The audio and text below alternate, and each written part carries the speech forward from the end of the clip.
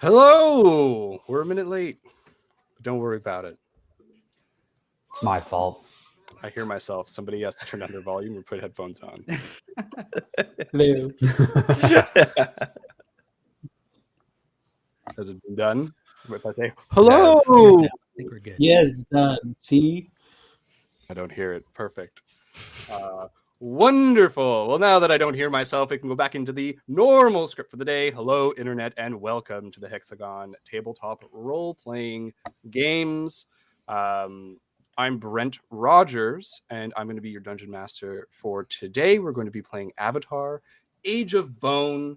This is a post-apocalyptic, 1,000 years in the future, after the Age of Korra.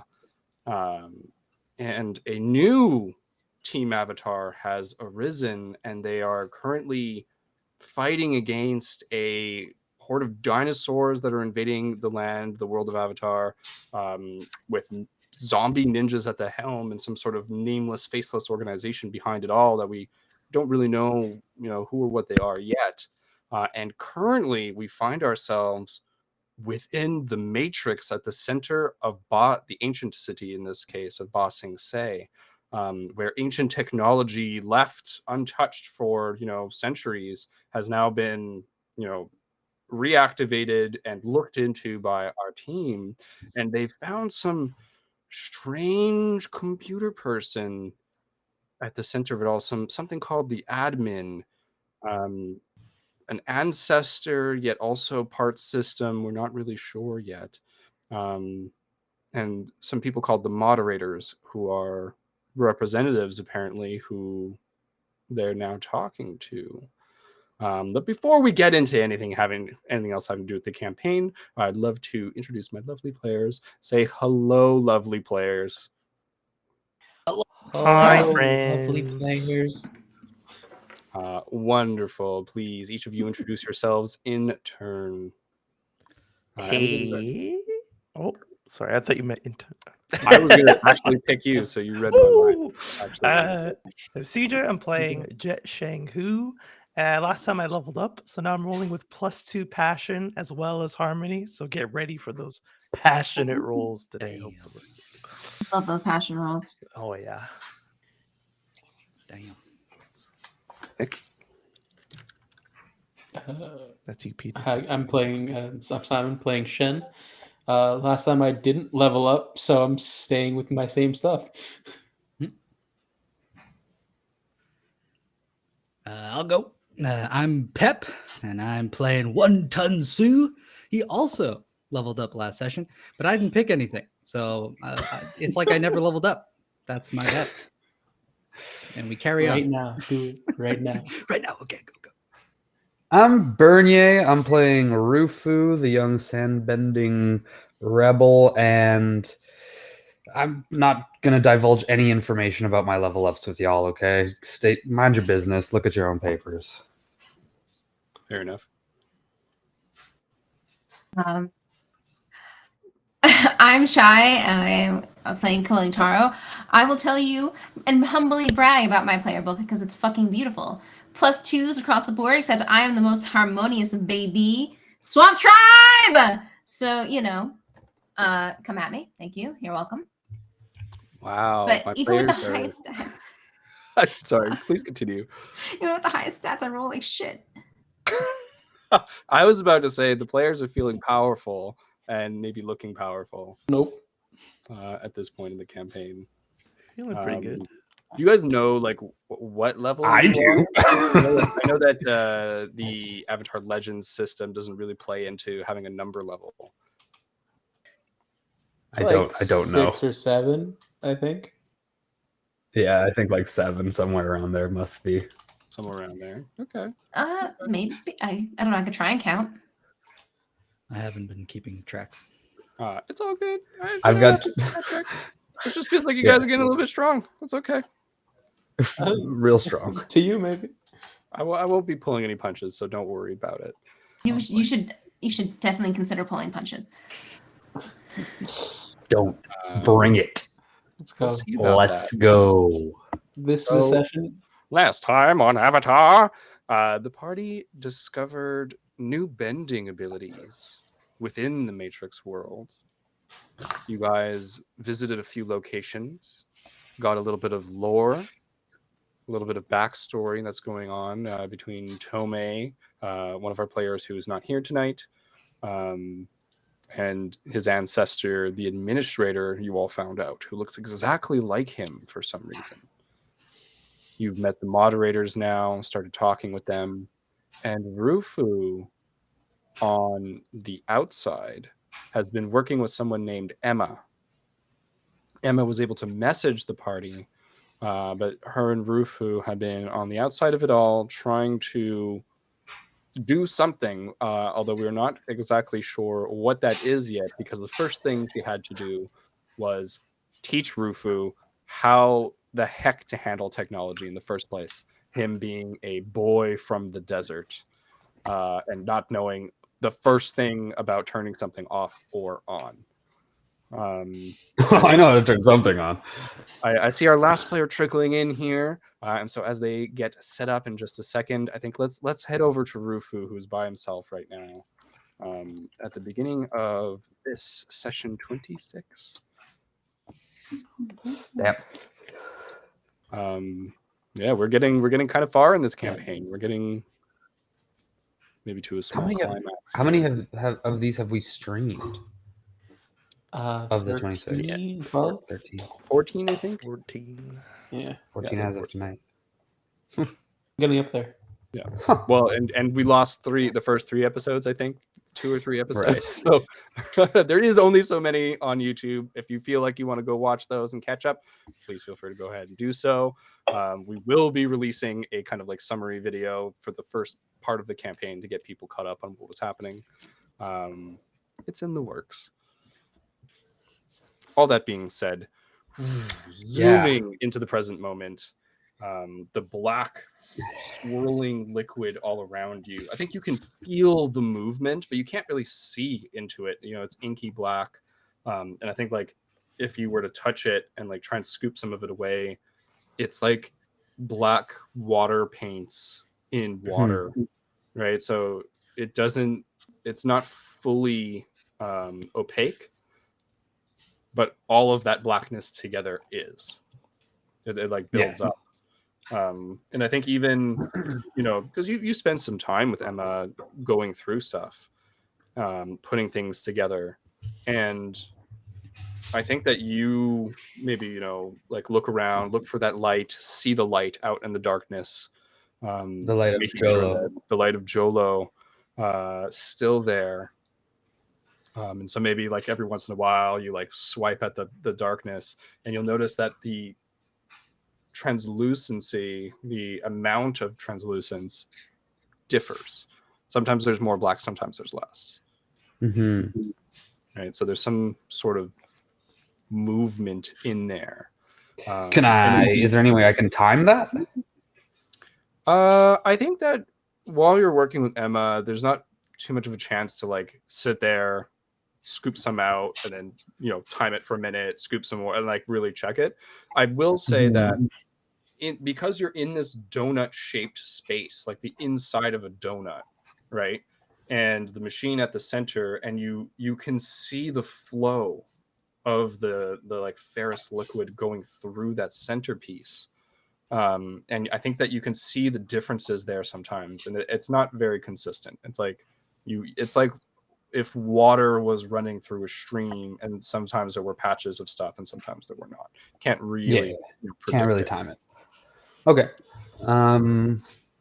so I'll turn away because I was staring, like I was standing kind of like nose to nose, like just in front of this wall, like kind of like looking where Jolo was. So I'll turn back to Emma, and I'll say, so how far along are we to pulling them out? Pulling them out? Yeah, we're gonna save my friends, right? We're gonna pull them out and then help us get out of here. We're gonna save your friends for sure, but I don't know that I can just pull them out. Right now, you and I are trying to figure out a way to gain control of this system. And all we really have access to is the hardware. What do you mean? I thought this whole time we were gonna pull out Shen, and he was gonna help us. It doesn't really work like that. I'm so frustrated. She nods and she's like, I believe me, Rufu, I've been here for weeks. I've been trying to get out. I've been trying to find a way. And with you here, we can be in two places at once. Like there's, we can keep trying right now, and we are making progress. But it's gonna be a while.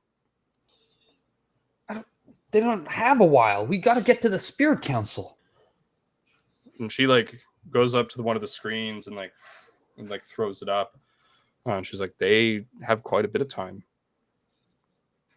And I think that you notice something now, and you see that your friends have just left. When did she last send a message to you guys? I think before we'd split up to go to different points, because she suggested these are different points of interest that we can go to, and so then we split up and went to each point of interest to check them out, and that was the last time she contacted us.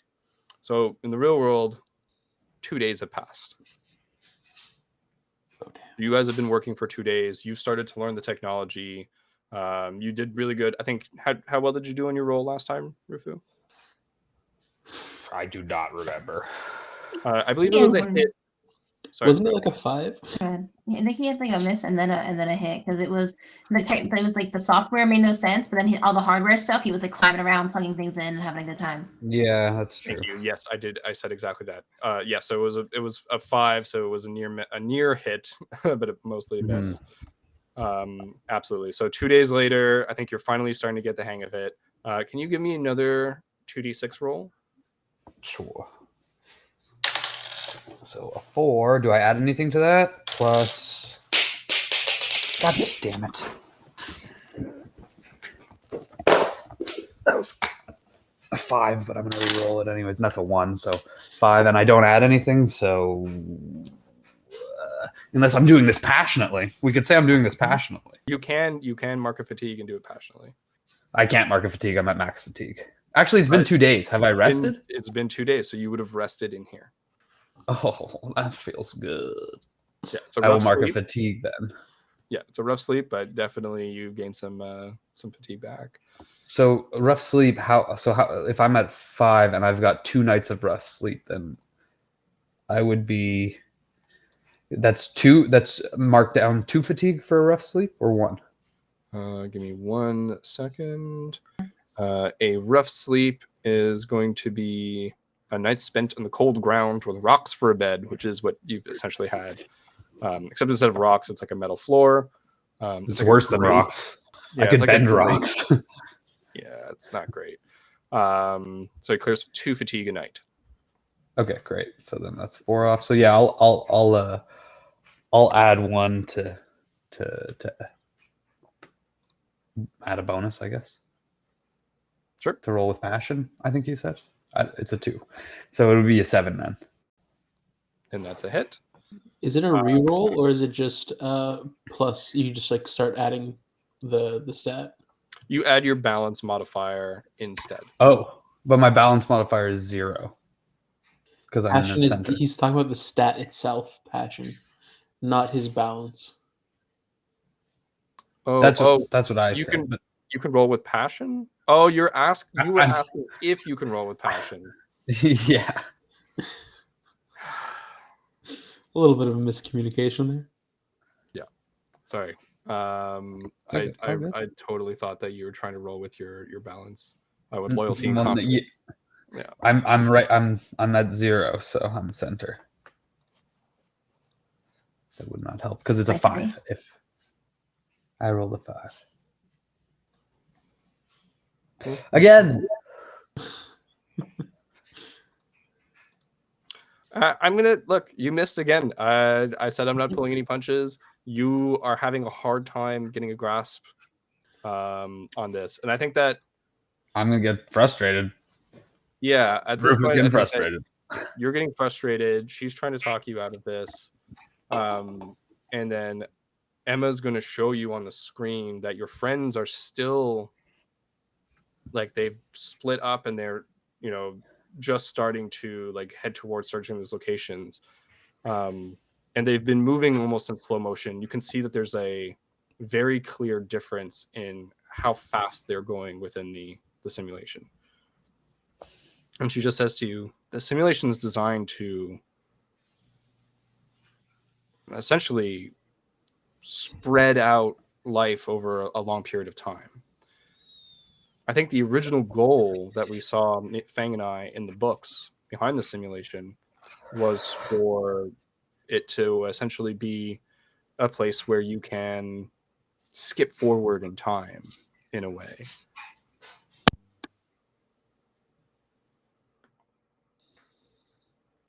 We're not sure why, but Skip forward in time to be a grown-up? again, we're not sure. But the plus side of this is that it's not only their minds that this is happening to, it's their bodies. Their bodies are going forward in time? The cloud out there of inky blackness is not water. I know. That's machines. Ew.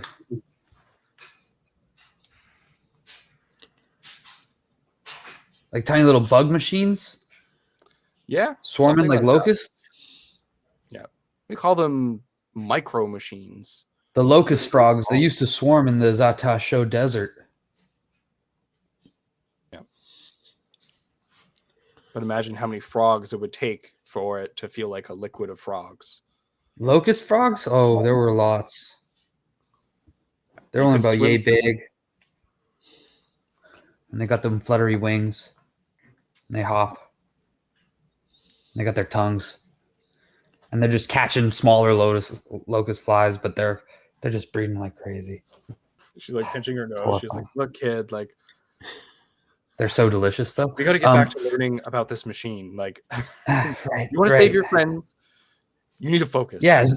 But do you see the light that's glowing in there? Do you see it? And she looks and sees it. She's like, yeah, I see it. That's Joe. We need to get Joe. He's the avatar. I know.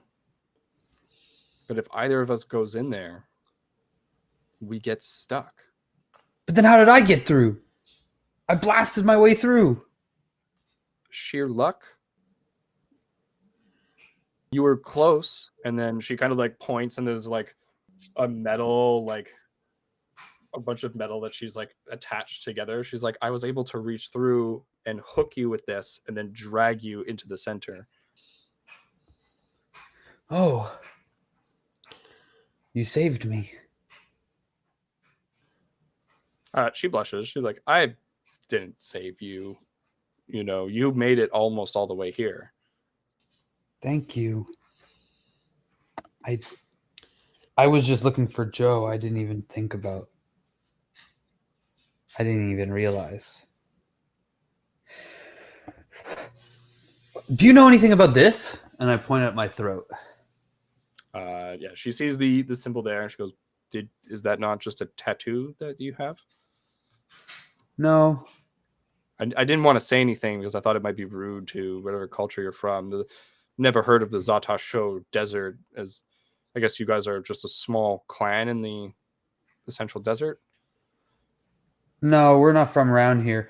But I think this means something because I only got it when I went through the wall. Oh.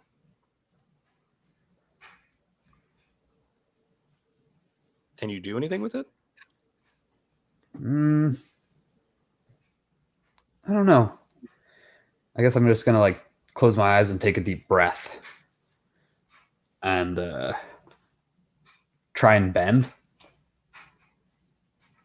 I like because I don't even know what the symbol is because it's on my neck, right? So I don't know what does it look like? Like I've never seen this.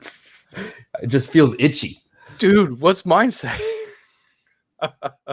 I mean, do you ask Emma that? You just say it out loud. Yeah, exactly. Sweet. Dude. think is there lag? Are we lagging right now? Yeah. I don't think so. No, it should be good. You're all good now. Okay, perfect. I say that to Emma. Okay. Yeah, so she describes the tattoo to you of fire on your neck. And so do you try to bend fire is my question, or are you just trying to bend in general? I guess I don't know. He wouldn't know how to bend fire, so he would just try to bend like as best as he could. Oh.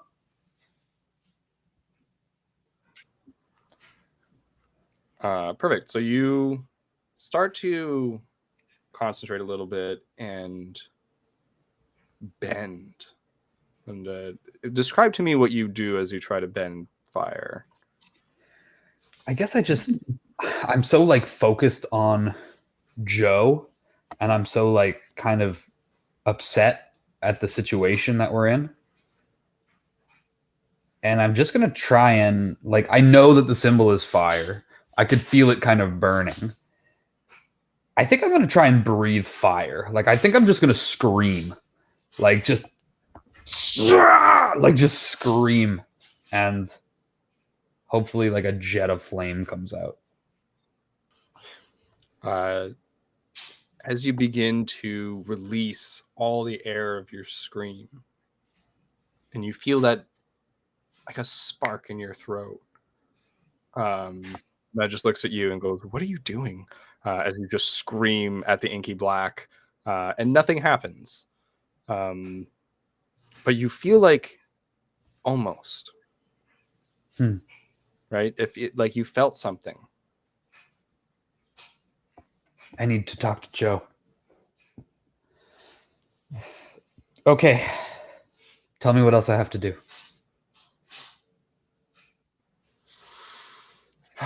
Okay. This is going to take another couple of days. And she starts to show you again. You're going to get to re-roll another 2 days' time.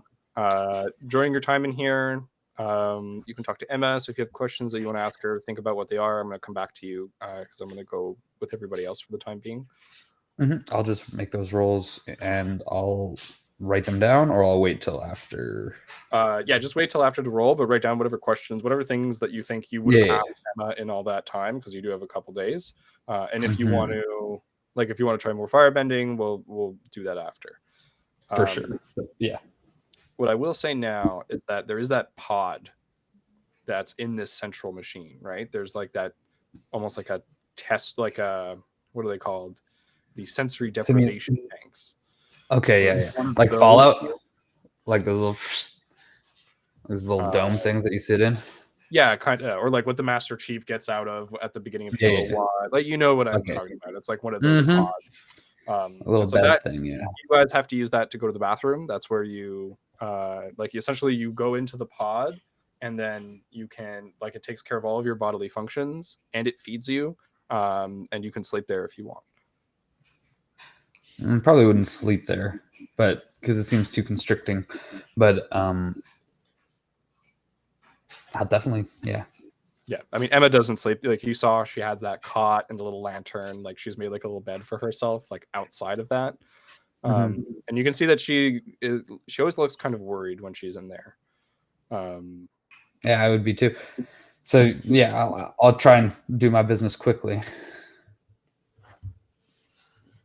Absolutely, but it's a very kind of like uncomfortable environment where you're either in a pod on the ground or working on the machine, or staring. It sounds terrible through a cloud. It sounds horrible, and I will do it as diligently as possible, crying as little as I can. Absolutely. She'll try and guide and comfort you if you do cry. I'm like, what am I, 13, 12? It changes every 11? time. I don't know. He doesn't know. He's young enough. Probably like she'll shed a tear or two as well during those 2 days. Like, you see her like exasperated and like, okay, and like taking up like one of the screens and like taking all the information off it, and then just trying to come up with plans and like, okay, what if we do this? And like you can see she's made like a diagram of the machine, and she's trying to work out how this stuff works. You're so smart. And I think you'd probably see during that time that there's some notes that are not hers, right? So it's like you see her handwriting, and then you see a bunch of notes that have someone else's Presumably handwriting. from Fang, right? Presumably from Fang. And so she's like looking at those and matching them up, and you can see she's like rewritten a lot of them. Like, anyways, I should be asking you this after. You can ask me some more stuff after, but like this is the environment you're in. It's your own little personal hell that I'm going to leave you in for a little while as we go talk to everybody else. Amazing. For the rest of you, you've all met back up, correct? I think we were still split last time. We were about to meet back up. So it was Tome, Yeah. Sue, and Jet who had left the library and met the moderators in town. Yeah. So where are Kaloni and Shen right now? So at the top of the mountain. We're with Ananta at the beach mountain shrine. We had just gotten pulled out by Ananta. She'd helped us. Yeah, we're on the ground, like gasping for breath and, thanking ourselves for technological life. Perfect. So you guys pick yourselves up. What are you doing? Well, I guess we found out what this was. Still don't really understand it, but I guess we go back and meet the rest of them. Did you get whatever it was that you were, going for? I saw outside of this world. Like I was here, and then it was like I was being pulled away from it, and then I got further and further, and then I was outside of the planet, and then outside of I saw like the other planets, I suppose, just these large astral bodies, and I don't really know why, honestly. Place is insane. We couldn't bend in there. Ananta can't even bend at Even- all. This is. You were there. What did you see? Okay, well, let me refresh, because I'm pretty sure that Kaloni had a lesser reaction because it was through boss, right? You saw something completely different. I don't know if you want to check your notes, and I don't know if you took notes in the moment. And the brief rediscovery I'll give for the audience is that it's a jungle, but imagine that the jungle is enormous and you're so tiny. You're like the size of an ant. Okay, yeah, so I have in my notes that she just she saw complete white and a blinding light. I believe, is this ringing any bells for everybody? For anybody? Like I did I describe. feel like I remember the forest.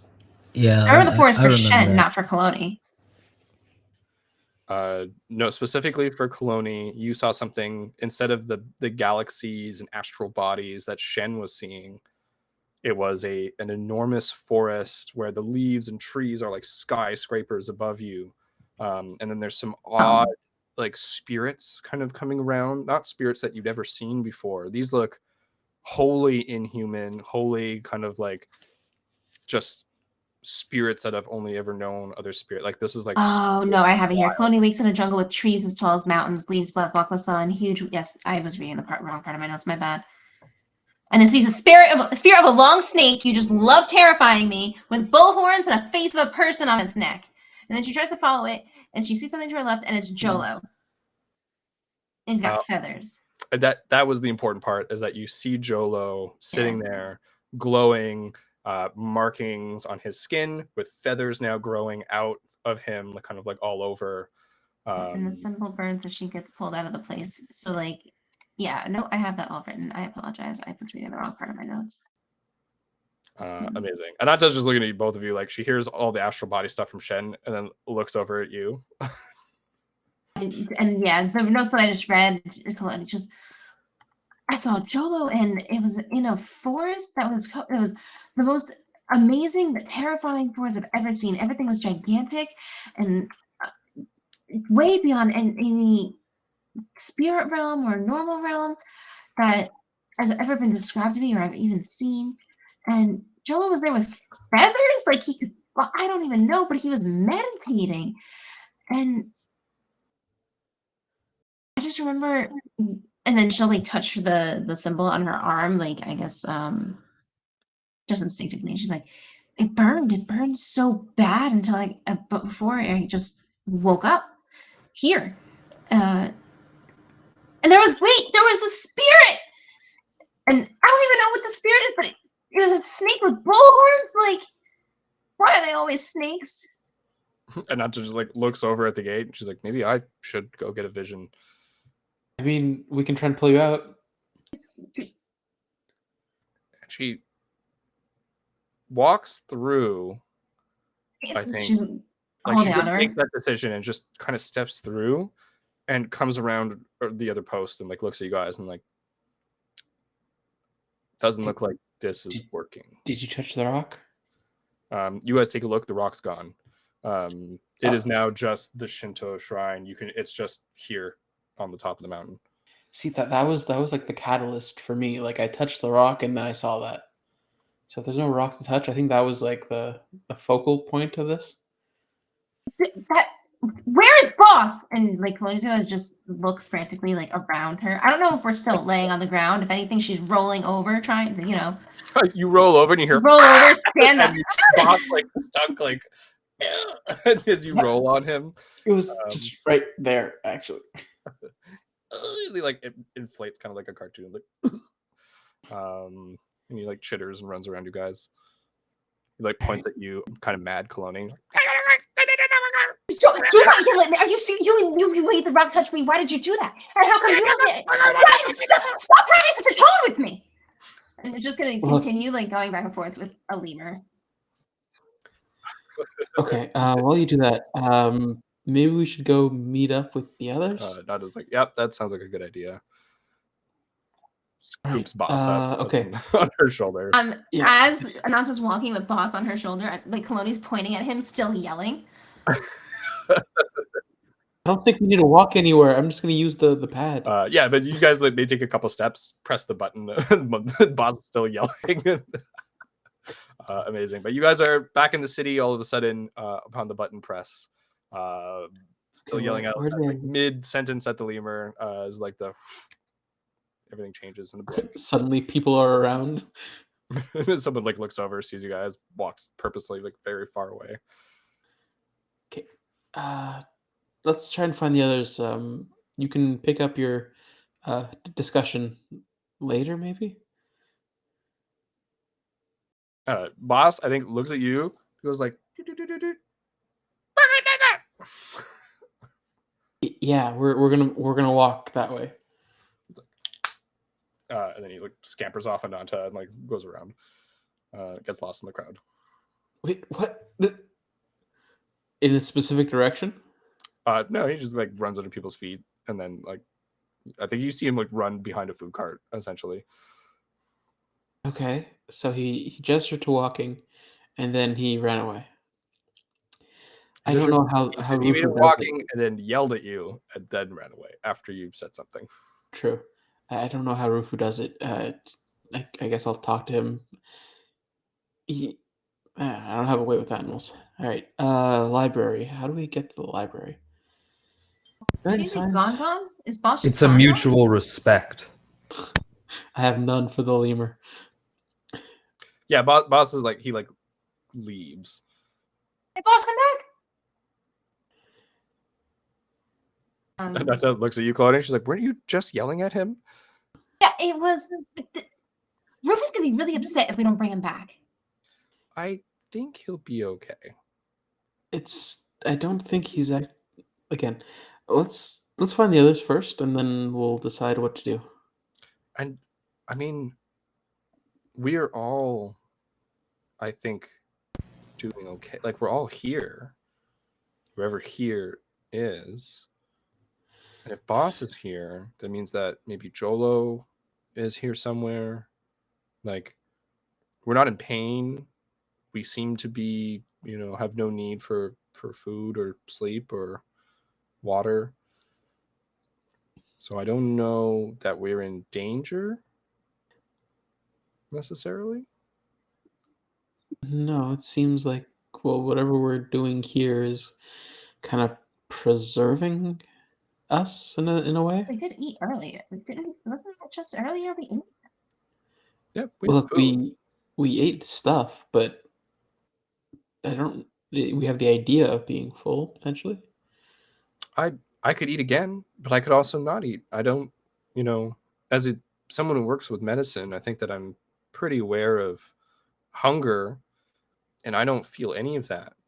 Which is like, And and I don't know about you guys, but I've been kind of testing stuff out. And she takes like one of her needles out, and you see her just stab it into her arm, and it just goes right through. And then she unstabs it, and Nope. there's nothing.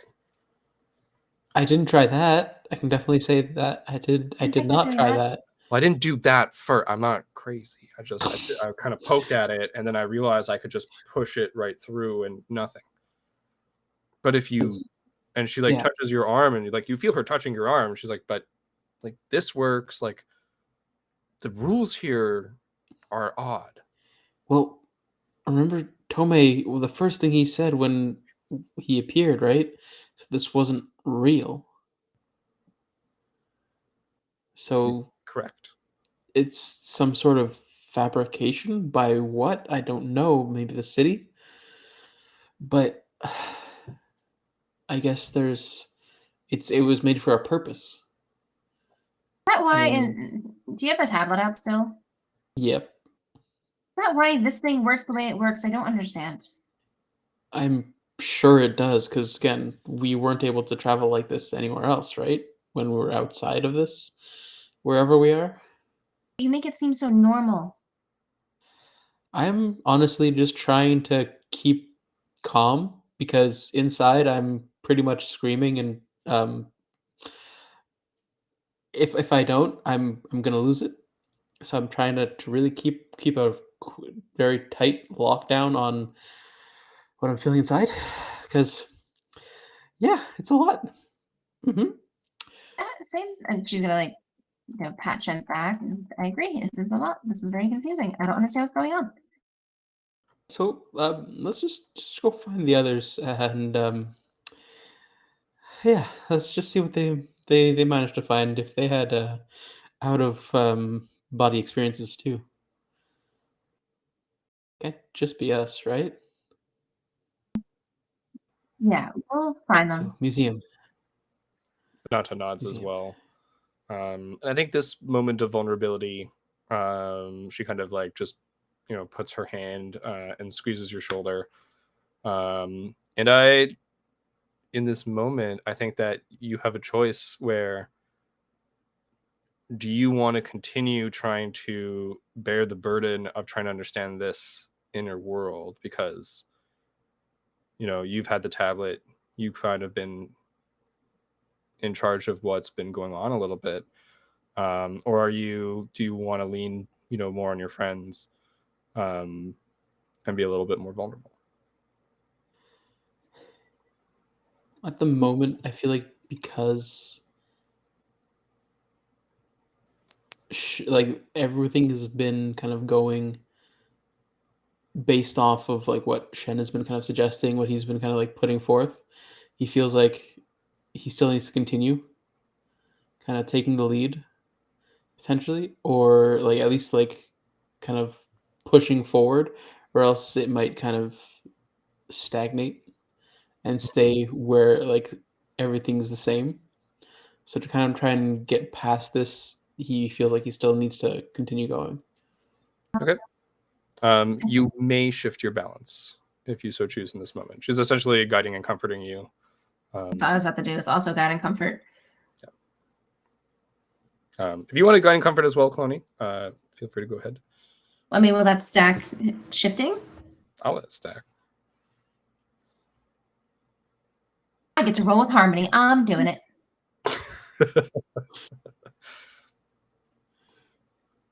Scroll harmony.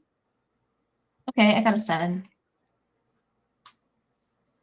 I believe a 7 doesn't let someone shift. No, it's a 10 plus, I believe, that lets you shift. Yeah. But it's all good. I don't think a squeezed shoulder and a squeezed arm would be enough for Shen to suddenly be like, okay, let's just let everyone else like. Well, Ananta essentially got an absolute success. So you may shift your balance, but not clear any fatigue. And then if since Kaloni rolled a hit, you can clear 2 fatigue or condition. So essentially, between 2 people who want to help you, you get the whole effect. Isn't that nice? Gotcha. Yeah. But you don't have to. It's a may shift your balance, right? I'm gonna clear the fatigue, but I don't think Shen's been convinced enough to go shift towards community at the moment. Mm-hmm. It doesn't have to be towards community. You may shift it the way you like. That's why I asked you how you were feeling, and then you get to pick that. That's also why I really like guiding comfort. Yeah, no. For the moment, he's going to stay in the path that he's going, and head off to try and find the museum. So you guys head off. You start heading towards everyone else. I think that you see the crowd moving in such a way where like people are going, and you hear whispers made from people of like moderator. So I'm like, the administrator's here, and so maybe you can kind of. As soon as I hear that, I'm definitely so you guys start to head in that direction, and you see a crowd kind of forming. As the crowd is forming, my 3 other players, it's been 40 minutes, and you haven't had a chance to play yet. What are you doing right now? As like, what have you been asking the moderators? What have you been like? The administrators here looks exactly like Tome for whatever reason, with this kind of like blank expression of like high focus and no body, language to speak of. And the moderators are here standing with you, and they had kind of like walked a little bit away from the administrator and are just having a conversation with you guys. So there are 6 of them here. One, and like, again, just to go over it. So there is 1 of each discipline, 1 from fire, earth, air, water, technology, and weapons. Damn.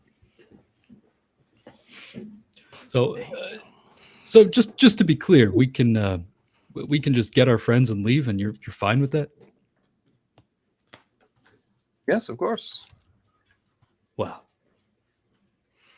All right, what are we waiting for, guys? Well, our friends, I guess. Yeah, let's go get them.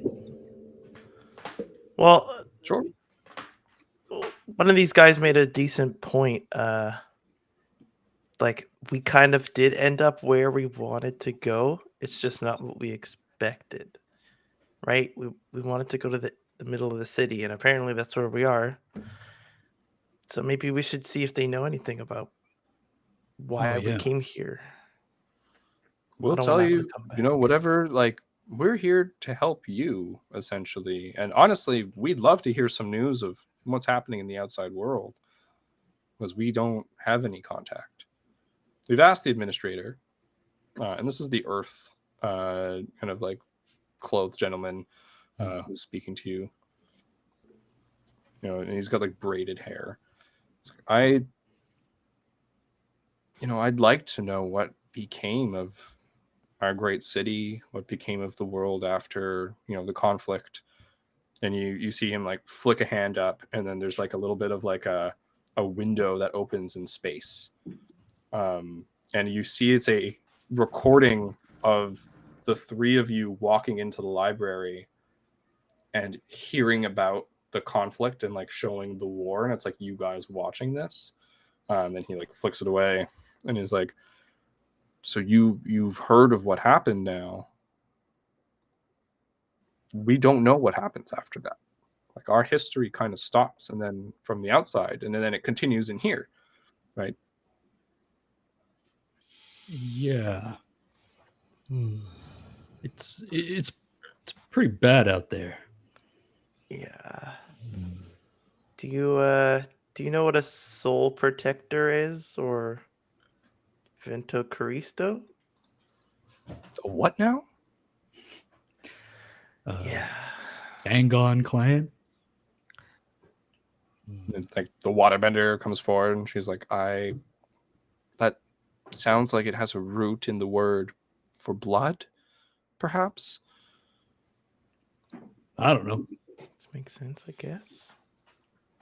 Well, the world's kind of split up in that video, or whatever word Jet would use for video. It looked like What word do you use? Tell me. in that vision that we all shared and had at the same time. It looked like people were like wearing different color clothings, and they were like split up by that, and that's pretty much still the same. It's just maybe the names are different and what they mean, but we're still kind of divided out there. Oh, that's so sad to hear. So the nations all live completely separately and they've gone their own ways. No, I mean, I don't know what it was like back then, so I can't really say what it's like compared to that. They do work together, but they're together, but they're still separate. Like me, I'm a rover, and like that means I can pretty much go wherever I want, but that also means that I don't really belong anywhere. They like look at each Yeah, other don't say like that. that sounds fine. I mean, it wasn't like that before. I heard a lot of rovers are criminals, but They all look at you, Jet. Me too. I mean, and like kind of lends itself to the title. Like you don't belong anywhere. That's kind of where the outcasts end up. Oh. Interesting. The Earthbender kind of looks over at you, Tome, having butt in. He sticks out his hand and he goes, I'm sorry, I almost used the wrong name. He's like, I'm Pu Hilang. Salutations, Kai Tome. And I reach out my hand. He shakes it, like he shakes your, I think goes to shake your hand, and then you see him stop and move a little bit more forward and clasp your arm, and just give it a really firm kind of like grip for a second. And you can see like I return the strength. Yeah, you return it, and there's a warmth that comes off of this guy of like, I think that you can tell right away that he is understanding that your situation is very weird. And I think anybody who wants to in this moment, if you could roll me a harmony. As you sit here surrounded by the moderators, the administrator just staring at what's going on, and a crowd of people kind of around you. I think I'm too distracted by my ancestor and everything going around. Yeah, absolutely. I think I'm trying to give information and get it kind of like in tandem, so I'm definitely trying to harmonize with them. I think Stu's just keeping an eye mostly. He doesn't really know anything about the history and stuff and doesn't understand it very much. So yeah, he's going to keep his peepers on. I got a 7. I got a big old 10. Perfect. On a 7, I think that the crowd is uncomfortable with you guys. You guys are very obviously dressed different, and now that all of this attention has been drawn to you, I think that maybe you catch on to, they thought you guys weren't real. They thought you were maybe part of the setting when you were first here, and now they're realizing that you're not. Oh damn. Okay. So maybe you feel the eyes back at you, and kind of that uncomfortableness. NPCs thought we were NPCs. Spider-Man. Absolutely. And Jet, on a 10 plus, an absolute success, I think you gain a little bit of insight into the moderators, and they like their understanding of what's going on right now, but they want information too. And I think that you can see that every time you speak, all of like the inadvertent information that you're giving them, they're trying to latch on, right? They're like, oh, that the root of this word, and they're kind of like really trying to get stuff from you guys. And it looks like they're telling the truth of like they are cut off, they don't know what's been going on, they've been just here. And I think that because it's an absolute success, you also can tell that they are purposely like isolating from the administrator. Like they're not including the administrator. Ooh. I think I'm pretty like everywhere I Still go. clasping. Yes. Still. He just looks at you Grip. like, yes, yes. He like whispers to like one of the others, and he's like, their customs are so strange. It's the longest unclassed I've ever done. I might do the thing where I'm like, hey, if you'd like to walk, it kind of gets the blood flowing. Maybe some more memories can come to mind, and I can give you guys what you want. I mean, I could tell you're very interested, but you have to understand that like we also don't know anything about here, so maybe just all cards out on the table. We can go for like a walk. I think our friends are probably on their way. I don't know if Zoo, you want to go check or something, but How do I even do that? She laughs a little bit. She like giggles. The water bending lady, and she kind of like gestures. She goes, "Oh, blood flowing. You're so silly." Sure. My name is Kiala. Let's just walk this way. And the moderators kind of start walking away, and you see that one of the moderators. Hello.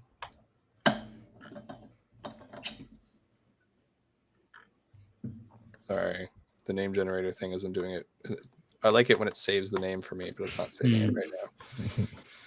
I just have to remember this one. So the rest of the moderators go, and you see that the weapons one. So he had like those two ceremonial looking swords. Stays back, crosses his arms, and just stands facing the administrator. And the administrator like has taken one step towards all of you, and he's just standing now straight up between him and you guys. The administrator, as in like my ancestor. Your ancestor. Yeah. Hey. Like, you just keep calling him the administrator. You know him as, I guess, Grandpapa Kai. He just said he's a Kai. He didn't say his name, I think. Yeah. Just call him elder or ancestor. Try to be as respectful. I'll like stroll past the weapons dude. Be like, elder, you're back. Yes. Sure. So the group moves away with Jet. Sue, are you going with Jet, or are you hanging out near where you started? Does everyone go together, or are there people staying behind? Just the weapons guy and just Tome right now. And I think at this point, as the moderators kind of like move back towards like where the crowd to like walk away, Shen and Coloni are gonna like crop up, and so maybe you hear them in the background kind of like say hi. Okay. Shen, what do you say as you like walk up and you actually see your friends? And they're like talking with a group of like people who look more important. Jet, Sue, Oh, hey. who are? Hi, hello. So Sue, what do you do? They come up. Shen, I need your help. I have no idea what's going on. You got to talk to them. Okay, who are they? Hi, They're like important people. Shen. I'm Shen. Who are you? The firebending woman introduces herself. She's like, I'm Shiza. I'm one of the moderators here. These are my companions, the other members of the council, essentially, that governs this space. Your friends have asked us for, permission to leave and exit, which we've freely given. Although this kind one here, I believe, Jet, and she looks at you, Jet, of like, did she get your name right? So you nod, and she goes, he's been kind enough to ask us to walk with him and, potentially answer some of our questions. Right. Well, for sure. Don't mind answering questions, but would you mind answering some of ours? Oh, yeah, of course. Let's walk away from the administrator. Fuck. Doesn't even try and sugar. Shen's gonna clock that right away. Like, okay. And Damn. I see that the administrator and Tomei look like exactly alike, more or less. Yeah, you probably like look and you see the back of Tomei heading towards the administrator, and you see Tomei's face and realize he's in completely different clothes. It's a whole thing, Shen.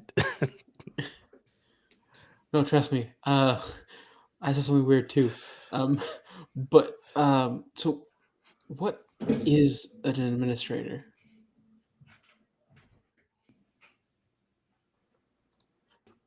So you start asking this question, and Yeah. I just want to divert attention back to Tomei, who has already walked up to the administrator and said something. So Tomei, what are you saying? What are you doing in this moment? I think I'm just trying to like distract him more than anything, and yeah, I'm just kind of like probing, that was your voice speaking through the machines outside, right, Elder? And the administrator answers you, and you hear that voice. Yes. But you hear it only within your head, and he looks at you. And I think that as you're trying to like distract the administrator and maybe defuse a little bit whatever is happening here, can you roll me a trick, which I don't believe I've ever asked anybody to roll in the campaign so far. Ooh. That's rolling creativity. Yeah. Okay. 7 and 9, pick 1. 10 plus, pick 2.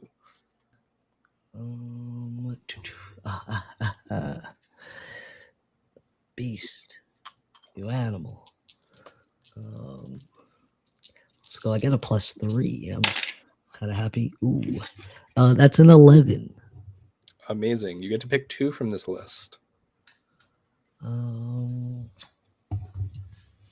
Beast.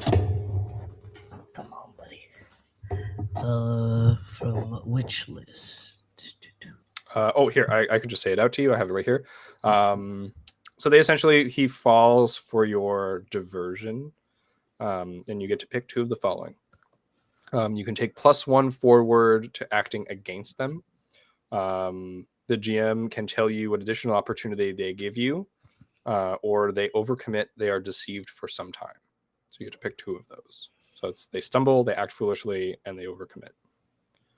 So pick 2. I guess overcommit. I'm really trying to like take up his time. And, so and he attention. shifts focus fully to you.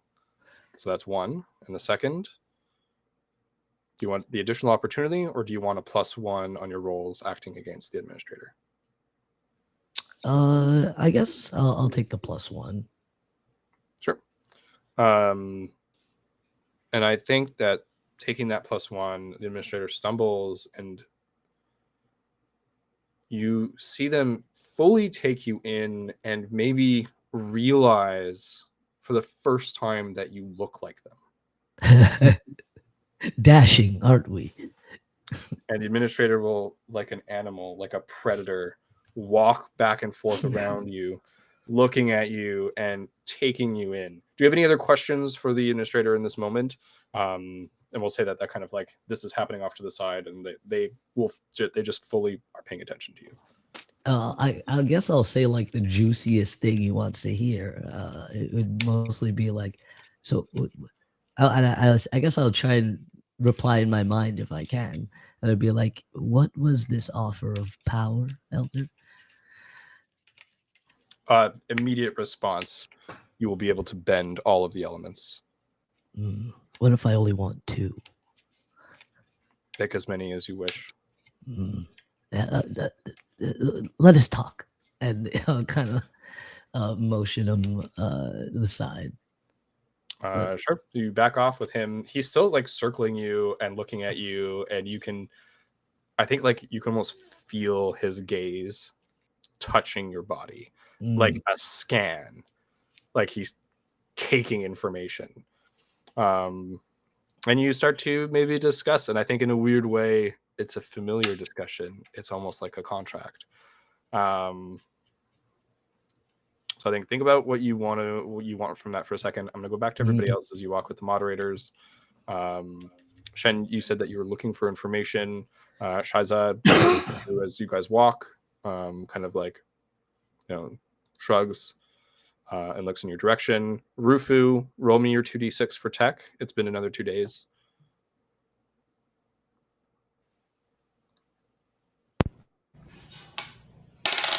So 8 That's for the first day. No, just once. And okay. But a hit It was is an 8 again, if you could believe it. I believe it. But an 8 is enough. An 8 is a hit for you to now be. You've learned the technology skill. So you're technology literate in ancient technology specifically. So if you were you wouldn't be able to deal with a lot of the stuff that Shen deals with. This is very specifically the stuff that Shen didn't know how to deal with before. Cool.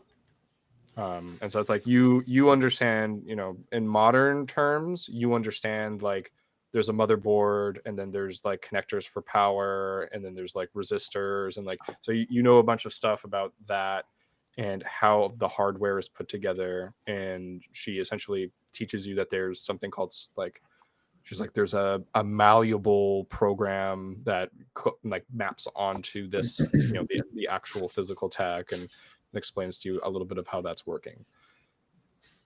At the end of that 2 days, she says, okay, now that you're finally up to speed, I think that if you and I work together, we'll be able to synchronize in real time, real life with the simulation and affect it. Okay, I don't follow, but if you explain how to do it, I'll do it. All right. And she starts trying to teach you more, and some time is going to pass. We're going to see how much time passes in a little bit. I have a little ticker clock, depending on how many actions people take inside the simulation, and that'll dictate how much time passes. In my downtime over the past couple days, maybe just a little bit before going to bed or something, could I try and practice my breath for the firebending tattoo? Yeah, absolutely. No rule necessary for that. I think that you start to get in tune with yourself, right, over days of work, and you have all day to put into this, which is why I'm not going to roll, right? It's instead of spending an evening doing something, it's you spend the full day. And so between the tech and this, and it's hard to sleep, and I think that you start to get the feeling that I'm spending a lot of the day learning, I guess. So. Yeah, okay. But you're starting to get the feeling that there's there's a spiritual connection, and that the bending that you're trying to get in touch with. If you remember, there was an initial feeling where you felt like you could have bent fire in that moment, and then it went away. Mm-hmm. And I think I was too scared. And so now that you're focusing on it and getting up to it, it's you realize that the energy from that moment, maybe you wouldn't have been able to earthbend. I would have swapped. Potentially. And I think that's what you start to learn in these next few days, is that you might be able to do it, but you might get stuck in this other kind of bending, right? not knowing how this works, not having access to Jolo, not having access to anything else. Understood. So I do nothing then. a few things to consider. And then we're Hell going to come back to the present moment. So as that discussion, like as she starts to teach you about, okay, this is what we're going to have to do to synchronize everything. This is taking place in the simulation now. Shen, you're immediately talking to Shiza. Okay. So still just what is a moderator? Moderator is a term that we've brought forward from the past. There were people in charge of certain aspects of the simulation here. Because we know this is not the real world in some aspects, but in many aspects, it is.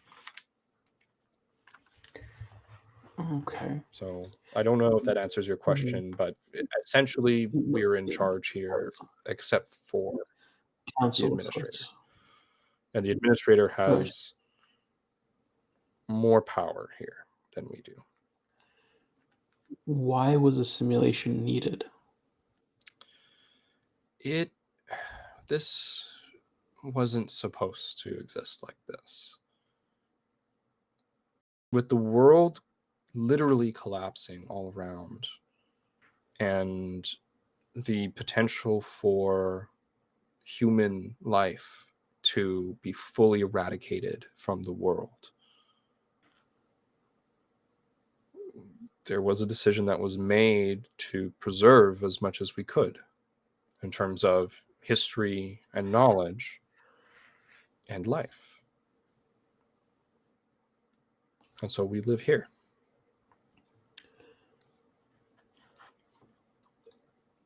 All right.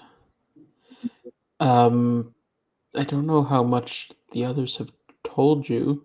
I'll kind of look over to Zoo and to Jet when I say this. Okay. Just about like how the world kind of works now in comparison to how it used to.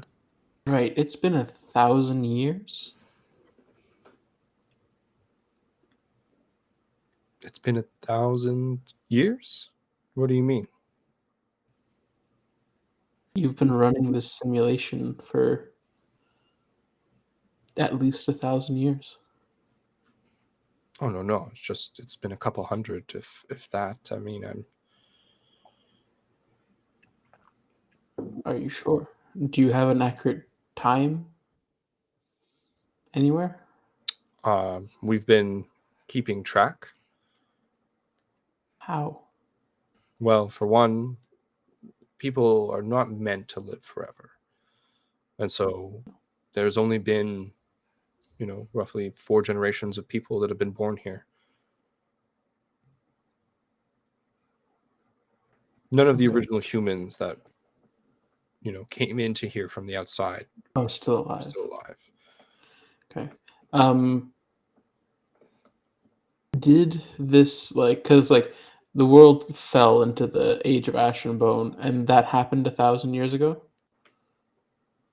If I'm getting my history Are you saying right? this to the person, or are you asking me? No, I'm asking you as kind of just to what was the actual, when did this age begin? There's not enough written records for you to know. The Academy estimates that it's been at least 1,000 years. Okay. So from that, then I'll kind of share that. But from everything I've managed to glean from old texts, this world fell away. This cataclysm occurred about 1,000 years ago. I think Lars comes forward, and this is the kind of, it's a male, the technology expert, and you see he's holding one of the tablets and just gray and white garments as opposed to the rest, so neutral colors.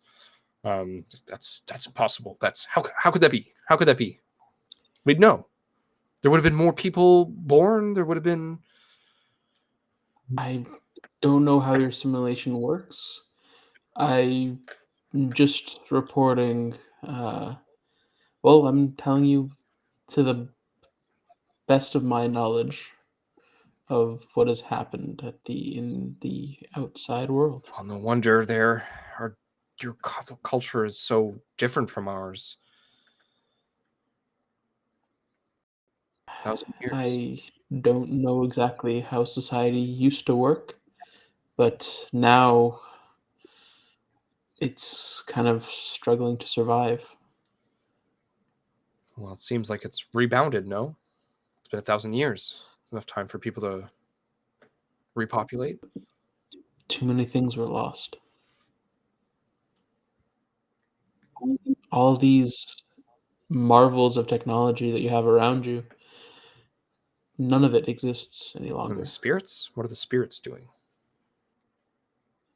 They've run abound. They are one with both worlds. So we've lost. And humans are going to be no more. Why do you consider it as a loss? Who do you think we were fighting in the war? I didn't realize there was this. Is the war like a common knowledge? No. Uh, forgive my ignorance. It's been a while. What war? None of the histories mention anything The about it. war, the collapse.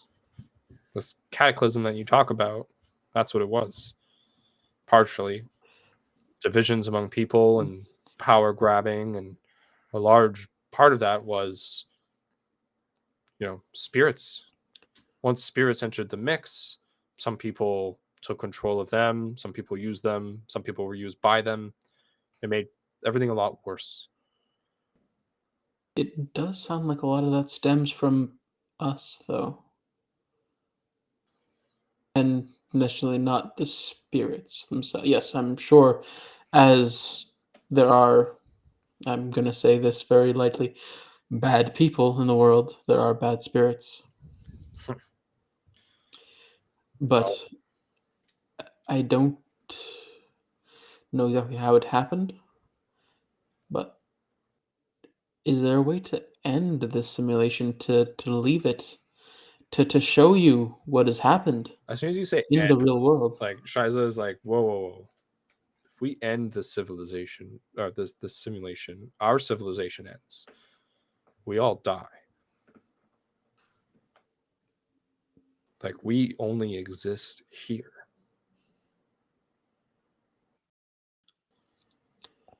That makes sense. Because you weren't physically reproduced, but only reproduced in the simulation. It is physical, but you can think of it like, Artificially? no. Well, yes, it's all artificial. How do I explain this? Honestly, I'm thinking artificial insemination, but She's like, imagine a lake, and there's an ecosystem in that lake. If you turn this off, if you stop it, it's like draining the lake, and everything inside dies. And if you turn it back on and you add back all the water, you're starting fresh. You're starting from scratch. fresh, not continuing.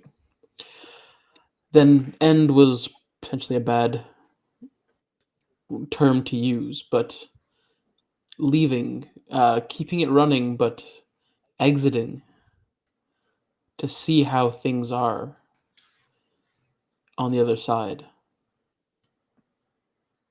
Is that possible? We can't know.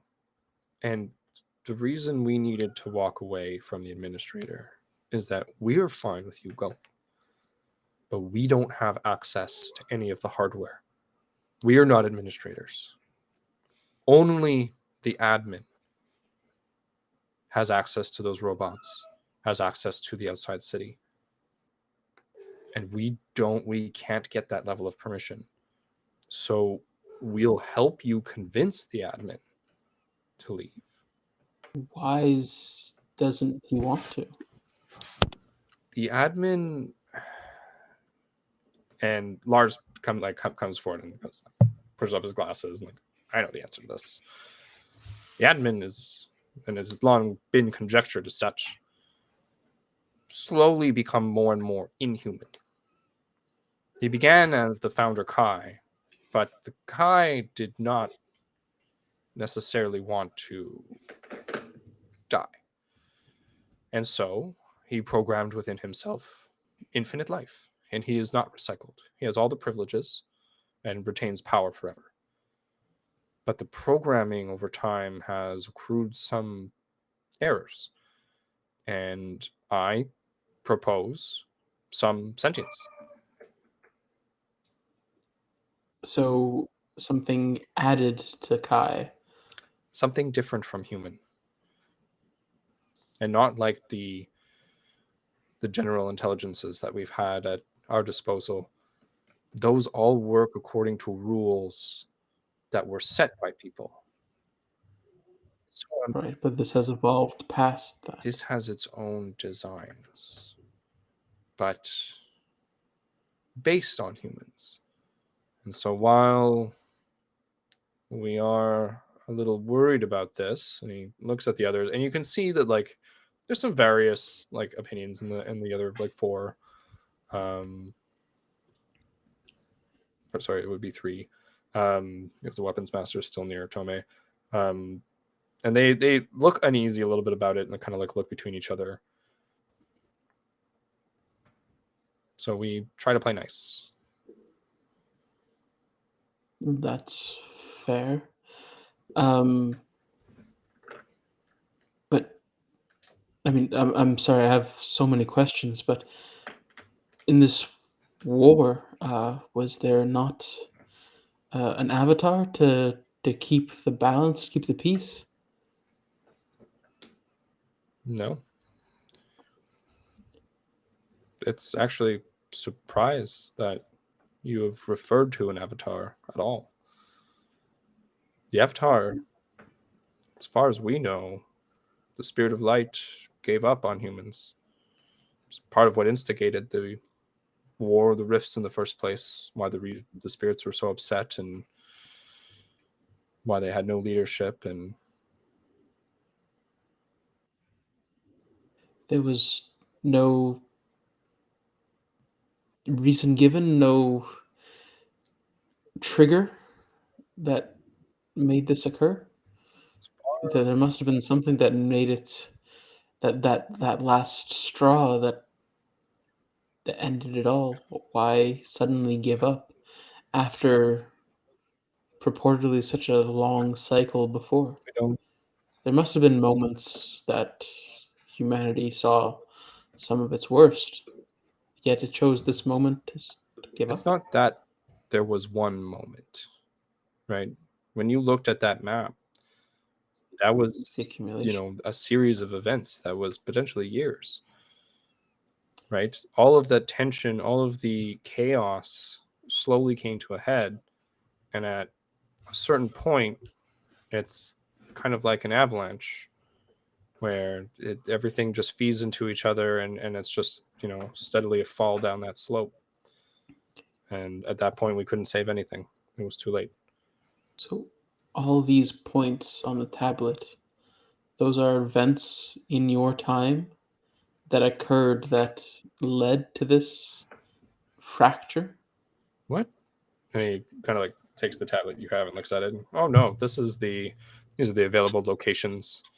You can visit any of these places at any time. Then what were you talking about as all those? You guys in the music, like in the library, you had seen like a map of the world, and there was a bunch of like arrows of like conflicts happening and like borders changing, and it was like a shimmering map essentially of a conflict that was happening. And when you were looking at the map, so Shen, you didn't see this, so she's conflating you with the others for a second. So maybe somebody else from the other team can jump in, but there was like each country would go dark. Or each section of the map where there were like places sectioned off would go dark after a while. And Boston Say was the last one. Right. Okay. Yeah. Sorry, Chen. I know you have a lot of questions. But we did say Oh. that we would also help you.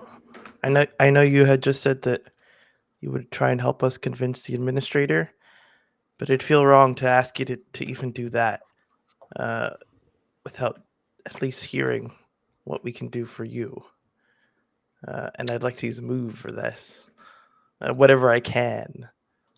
See if they'll tell me like the most significant, serious problem at hand, and then we can maybe get +1 forward to act on it. Yes, absolutely. Sorry, I just have to write it. I accidentally refreshed the page. I don't want to lose that name. DM problems. We all know them. So Puhalang, the earthbending dude with like the braids, is the one to respond. And so go ahead and make your roll. 6, 7, 8 plus harmony 10. On an absolute success, can you read me what happens? On a 10 plus, you ask a follow-up question about the problem. Okay, so I'll go back. The GM will tell you who the most significant and serious problem at hand affects and what is the cause. On a 10 plus, you can ask a follow-up question. You gain +1 ongoing when you act on the answer.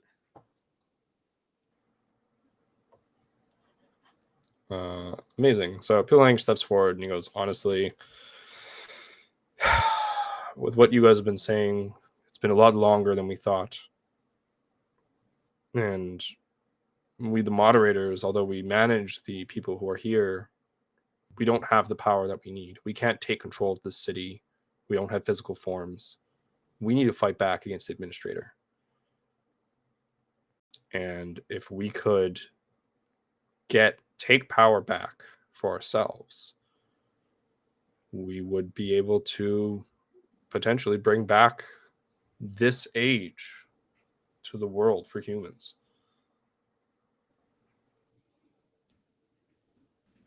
I'm in. And he like clasps your shoulder or like, your arm or something, like, like holds you like in a grip, and he gives you like a strong nod. Thank you. I nod back. I'm going to need a bucket of water. And he just like reaches, and you see it like, and his hand goes into space, and he like grabs out a bucket of water, and he goes, I have some privileges, and gives you a bucket of water. Oh, thank you. What fuck. I get one follow-up question. We know that he sounds like he has a lot of power. Do you know of any weaknesses or like things that we could take advantage of to get an upper hand on him? The airbender, and I think for the first time speaks up. And their name, I have it here. Get rid of. What's his name? What's his full name? I hope this is the one. What's his blood type? No, my pages mixed up. Cruise to. It's Mehi. Mehi. What? Mehi. Mehi. It's a perfectly normal name. A name you've heard of before. You've never heard this name before. It's an ancient. Charles. Mehi Jones. No. Last name. Mehi's just, steps forward, gives a little bow. I'm Mehi. The administrator is like a child. There's some sort of basic human curiosity and emotions, and that they can't, I guess the computer can't get rid of. It's just intrinsic. And so if you play on those, if we play on those, that's what we mean by play nice. Like, it really is like playing a game. Oh, that's why he wanted to make this whole thing a game. I thought he was like had some crazy ulterior motive. Wait, but is he like an actual kid? The founder is a full-grown man. Okay, all right. Because I have a policy about beating up children. Of beating up children? Yeah, wait, what's not your beating policy? up children. Okay. Oh, I exclusively See, beat oh, up children. I don't know if I'd call him a child, but I think I don't even know that I would call him a him. It's more of an it now. The sentience hasn't been around for that long, then. It is still learning. Or has it always been there and it's been growing in power? That's Is fair. it limited by the humanity?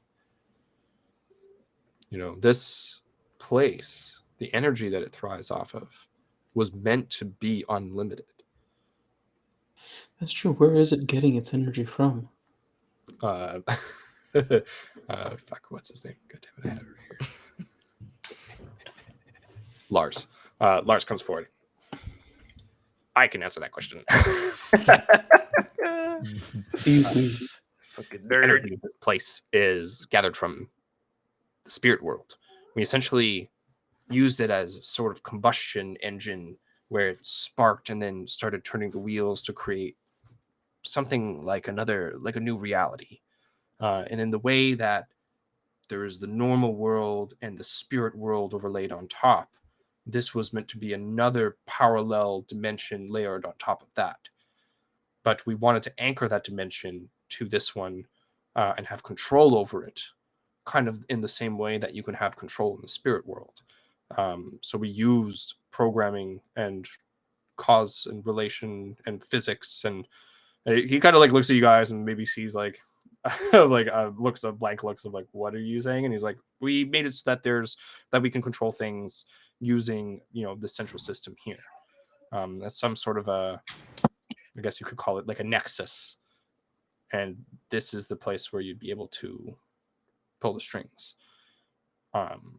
It's not any bigger than this, though. It's fairly big, but we couldn't go too far from the nexus and maintain control, which is why we think that the spirit wilds are wild.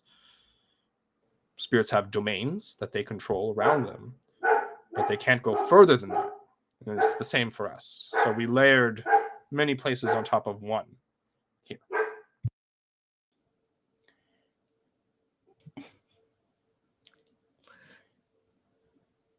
Zoo, what the heck do you want that water for? Well, Why just do in you- case, you know. Okay. You thirsty? No, but now that you mention it, It's such good water. oh, well, I can't drink it all though. Bucket of Dasani, not a sponsor. Please sponsor us. Actually, I hate plastic. Never mind. Get the hell out of here. Yeah, we really want squirt. You guys are discussing all this. Tell me, what are you saying to the administrator during all this time? Separated from everyone and literally asking about power. Elder, I'd like for you to let my friends go from here. There's more we need to do. We need to be on Yes. the outside if we can truly attain this power you speak of. We do need to do things on the outside. He reaches out and touches your face.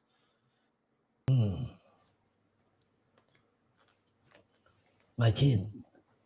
We will leave. We can I leave. touch his face back. Is this some sort of old custom? Yeah, you immediately, so you do that back to him, and you see like a surprise in his face. And he smiles this like, I think it looks like an innocent smile of like happiness.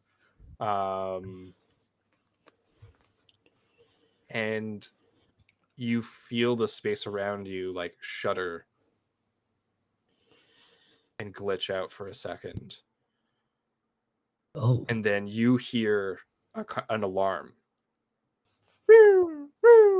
only me, or like in my head, or out? No, like around you, like as if it was in this physical space. And he kind of stops and looks just off to the side, and he goes, "I need to go." Take us with you, so you can let us out faster. Maybe we could help.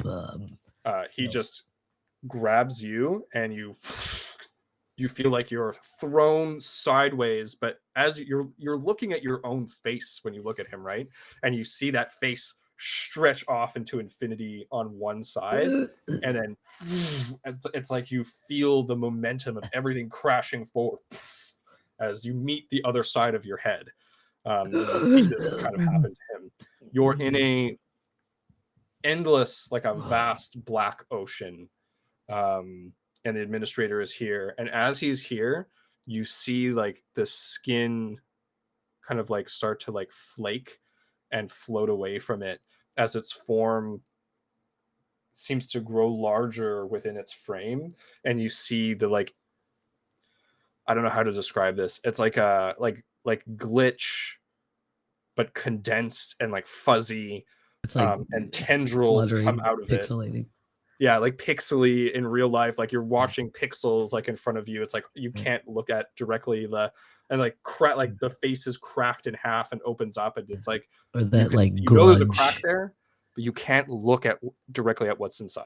Oh, yeah. And the tendrils come They're out. stunning, Elder. As they come out, you can look at them, and they start to arrange the like stuff in the Black Sea, and it's like there are things that are more black than others, and all of a sudden you are like with dark vision, you can see things around you. Do I see the light? You see, essentially, you see a bunch of ninjas, and they are scaling the wall, the outer wall to the city. Of this city. And as like the administrator like moves stuff upwards, you can see that beyond the ninjas there are like some dinosaurs, and you see like this enormous like Spinosaurus coming and walking towards the wall. There's like an army of like farm implement robots like shuffling up to it and like digging trenches and like fucking up the land so that it like messes with their approach. And you can see that they're dealing with it. And the administrator's like snarls like, "They dare approach my city. I built this place." Elder, we could help if you send us out. Did you bestow this newfound power upon us? And I'll like burst a flame in my hand. You go to use it, and I think that like the flame comes up at your bidding, and the administrator looks at you, and just like his human hand rises up and like, you know, like when you look at somebody like through your fingers and like pinch, he like does that and pinches out your flame, and it just gone. And he goes, "No, only you." All right. Oh well. Nevertheless, it'd be real nice if you could send us out. We could deal with these pests. And you like the other hand like touches his head and like forces it back together to like, and the crack goes away. He's like, "I can't answer questions from you right now. It's simple. Just let us out, and I'm in the present and you're in the past. What do you Go mean? play. I'll take care of this." Uh, And he like pushes you, and you fling backwards. Again, like that stretching motion, and you're back. Everybody else, you're still in the conversation. And you kind of like, I think that you feel really sick, Tome. yeah, like we could puke. yeah, like you've been stretched. Yeah, maybe you like puke a bit. As you like puke, it like evaporates like into the air. Maybe like one of the rules of this place is like there's no puke allowed. So it just immediately goes away. Weapons Write guy that comes over. down. Hey, in the you notebook. okay, buddy? Like, what's going on?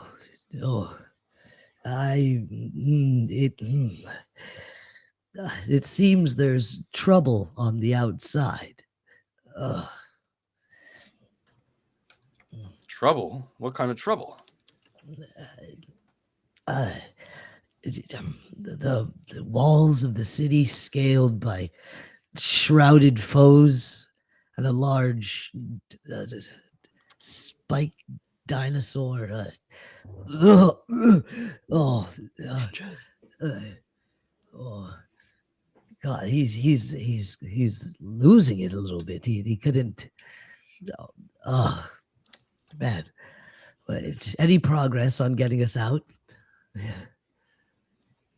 Well, your friends are talking with the other mods right now, but truthfully, it comes down to if we can convince the administrator. He's been communicating with me in my mind. I don't know if that's normal. Do you think he could read my thoughts? Ugh. Ugh.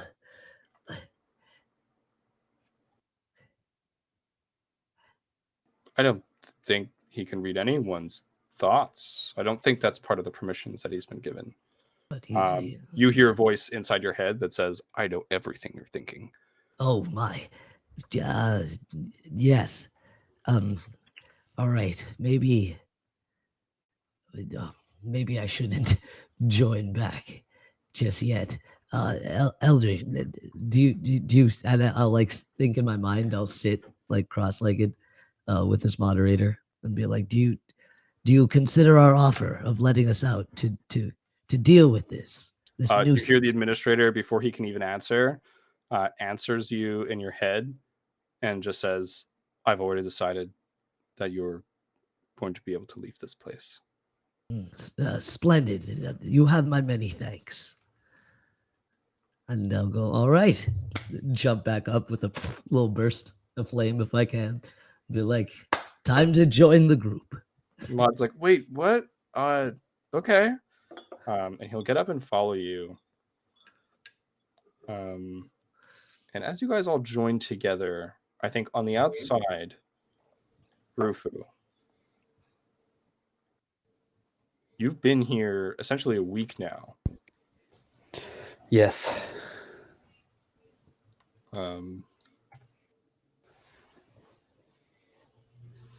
No day, no night, all dark all the time, except for the light of screens. Just focused. Focused. Especially after I've come to the realization that the firebending would potentially, at least without the help of Jolo, take away my earthbending. I think I would have delved completely in.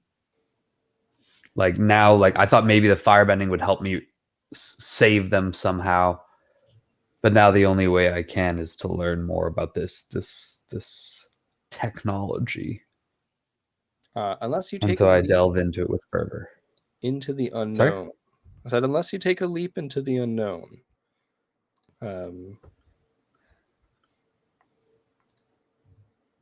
I think I'm too. I don't think. So in this moment, I want to shift your balance. Okay. And I want to shift you towards confidence. And if you allow me to shift you towards confidence, I think that you can flip to firebending. But if you really want to shy away from that, then I'm going to move you more towards loyalty, more towards the stuff that you know and the stuff that you know you have to protect. Well, which way are you shifting me? You're gonna tell me. But I'm forcing you to shift one of the two ways. You've been under pressure. You've been stressed. You've been trying to learn as fast as you can to save everybody. I gotta be honest. I think I'm way more leaning to loyalty than confidence at this point.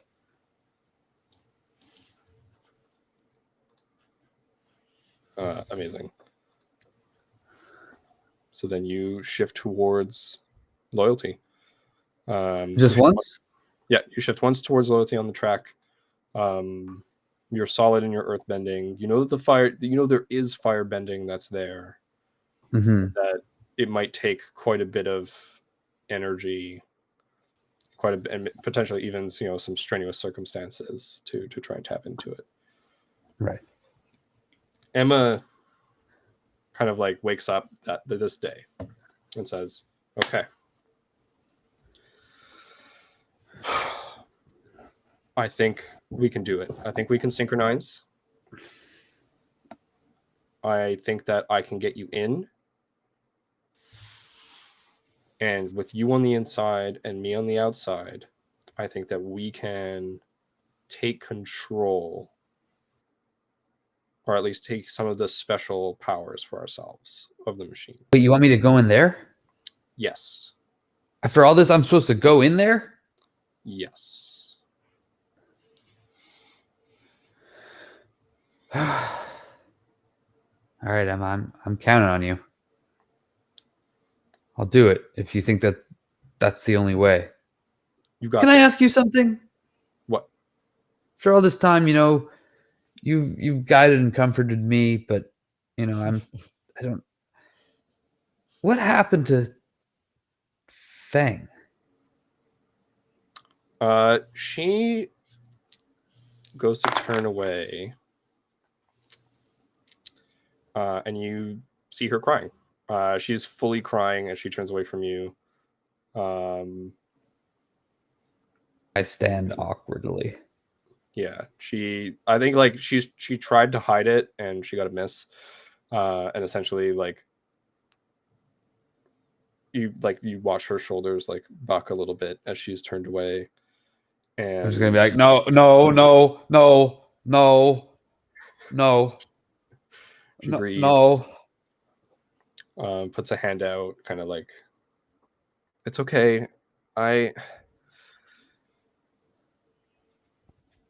haven't actually thought too much about this because there's no one to talk to about it.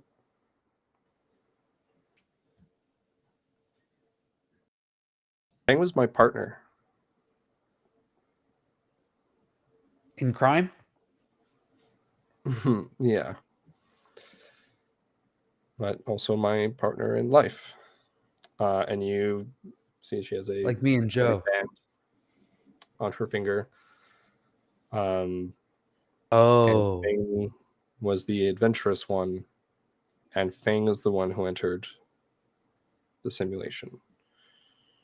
But she did it kind of alone and without a plan, and we hadn't fully discovered all of what the hardware had to offer. And when it came time and the administrator absorbed her, Huh?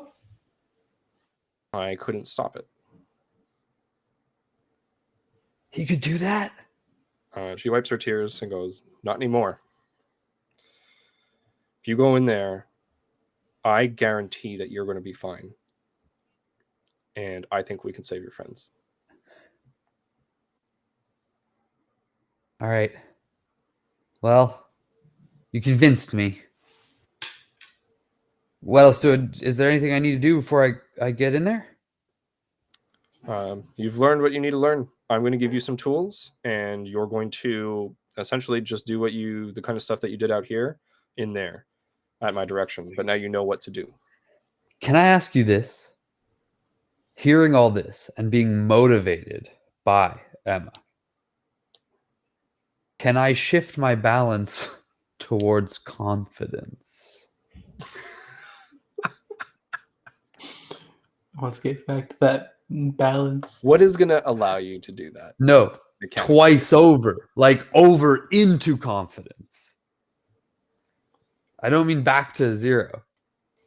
I mean, can I switch it? Can I do the opposing thing? I'll say if I anything, feel like you can go one more towards community. She'll okay. she'll call you out in this moment to live up to your principles of community. Okay.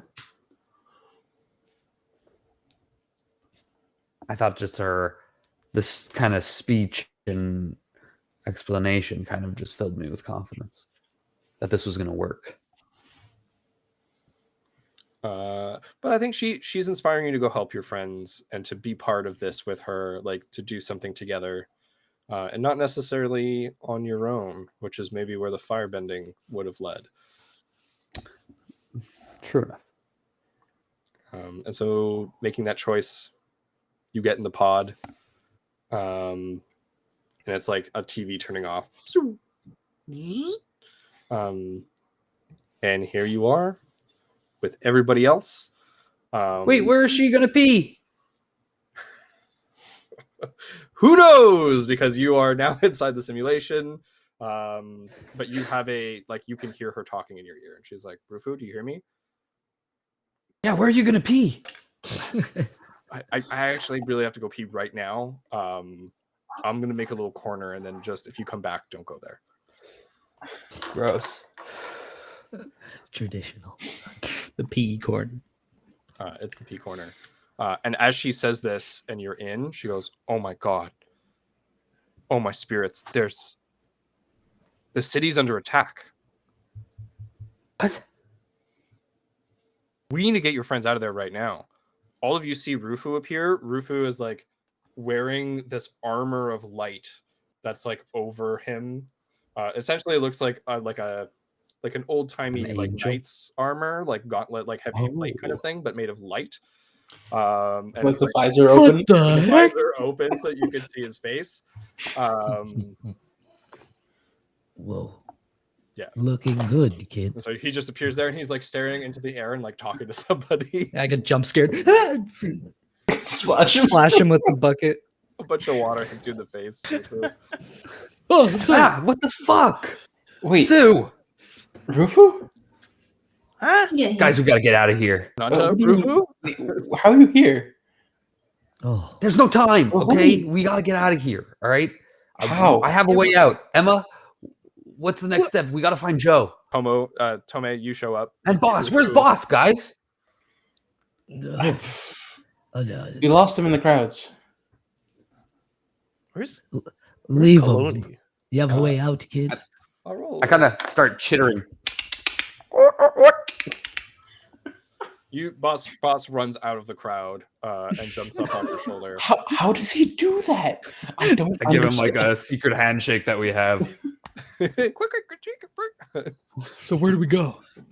How do we get out of here? We were told. Hold to on, talk to Emma's the peeing. administrator. Who? No, What? don't take me to the administrator. We gotta get away from the administrator. Are you guys been talking to the administrator? You should have No, been laying low. Talk to the moderators. I mean, we were trying to get out. They need our help. All the moderators are just like, "What is going on?" Oh shit! I run. They're like all right here. No, wait, One come of back. them, the waterbender turns to Kaloni and is just like, "What? Who is this? Who is this?" This is our friend that we were talking about that we have to go find, and now he's here. How did it happen? I don't know. This place is insane. That's right. She like looks at you like, "Oh, well, I think it's actually kind of nice here." Emma, there's lots of moderators around. Right. And so, Do I start smashing? No, come what back. did you need? Who are you talking to? Emma's like, "Smash him! Smash him!" What the fuck? I start Playing smashing. on You start bending. I'm trying to- You're bending fire as if it was earth. So it's like you raise like a fire wall, and the monsters scatter immediately. They're just like, "Ah!" And they run away. Probably the Go on, fire get! guy like Get! you see him like put his hand out, and as the flames touch his like simulation like ripples, and he like brings his hand back and then runs with the rest of them. And it seems the bending definitely affects people here. Wait, why did you do that? Nice form, They kid. weren't bad. Because these guys are they're dicklings, okay? Emma said so. Rupert, She we were trying to help saved me. these But guys. you guys are trapped in here, and you know what? She saved me, and we can't trust any of them because they absorbed Fang, and they'll absorb you, okay? And the city's under attack, so we gotta go. Emma, where do we go? How do we get out? Absorbed? Is there a telephone booth or something? Attack? Thing? she's like, yeah, go to that telephone booth over there. I taught you well. You see, like, only for Rufu's vision, there's like a dotted line of like where to go. Come on, this way. I go to the telephone How booth. do we I'll know watch we can Rufu get fucking Wait, run ahead. What about the administrator? How do we know we can Who's trust the Emma? administrator? He's worse than your freaking dad. Yeah, that's why we have to Told stop you, him. guy. Like We're gonna I stop don't him. think he's. We gotta that get you bad. out of here. Yeah, family's just. Don't you understand? The zombies are at the gates. Okay. If we Wait, don't they're here? skedaddle, we're gonna be freaking done. How I had much heard time that. has Getting this passed phone on booth. the outside? No, but Ruby's they're here. talking like a grown man. They're here for something. What? Well, they're here for something. Yeah, they're probably here for all of this crap. I don't know. Stupid technology. You know how much I had to learn? Now stop wasting time. I've been freaking learning. It hurts. Now go. It hurts. Yeah, it Any hurts. more questions? You'll have Moderate. questions when we get on the other side. Just listen to me, please. Please. Are there dude, still any please. moderators nearby? They all It's ran been a from the week. fire. They ran the hell away once they got bent at. I've been peeing in a tiny little container. Please. Would you Hey, relax? Fine, Rufu. Where do we need to go? Okay, all right. In this, we're right here. I've just told you. Answer the phone. It's like been ringing the whole time. I don't even know what a phone is, Answer but the this is phone. what it is. It rings. She told me. It didn't ask Yeah, any you go questions. How do in you the answer? booth, but Shen Coloni, as Rufu opens the booth, you recognize the shimmer in the air, the same as the gateway that you saw on the top of the mountain. And as Oh, it's gonna Rufu crush me again. walks in, Rufu, with the armor on, you're protected from whatever this crushing effect is, and you're able to, like, he's in like what looks like a server room, not too big. It's like a medium-sized room, kind of like the room behind me. There's just servers on all of the walls. And Emma starts giving you just instructions of like, okay, like flip these switches and like, unplug that, and it's essentially you're like, it's almost like a phone operator board, and you're changing the signals of where they're going. And Okay, you guys so- watch all this happen. Rufu looks like a crazy person. You put Going this through one all this there, and then you put that one there. Are you sure this one goes there? Okay. Yeah. All right. Yeah. We enter the room with him and have the gravitational issue No, I think we're just again. watching from outside. Yeah, if you put your hand, Colony, it's like you feel the like it'll like knock your hand down a little bit. So it's the same gravitational issue. Emma, they can't get in. Is any of this supposed to fix that? They keep getting She's slapped like, around. She's like, okay, let me check. And she's going to. She's gonna fix it. So immediately, like on her side, like you hear some typing and some stuff. She's like, okay, go here. And you like remove a panel, and there's like a big button. You press it. The effect lets up. Not fully. It's still there. Lucky we have that you guys button. are able to come in now. So wait, how do we leave from that room? There's no door. There's nothing like. Where do we go? Like, Listen, it's kind of hard to explain because I don't really understand. that's fine. But look, you said that we're leaving. How are we leaving from that room? I don't know. How are we leaving from this room? Emma's like in the headset. She's like, can you pass me? Is he like the leader of you guys? Can you just He's just like kind of the adult. The helmet? Okay, here. Pass the helmet. Take off the helmet. Hand it over to Shen. Does it feel like an actual? No, it feels a bit weird. It's like almost like glass. What am I supposed to light. do with this, Rufu? It's Emma. It's Feng's partner. Wait, what? Do I know about this? Not that you ever knew. Okay.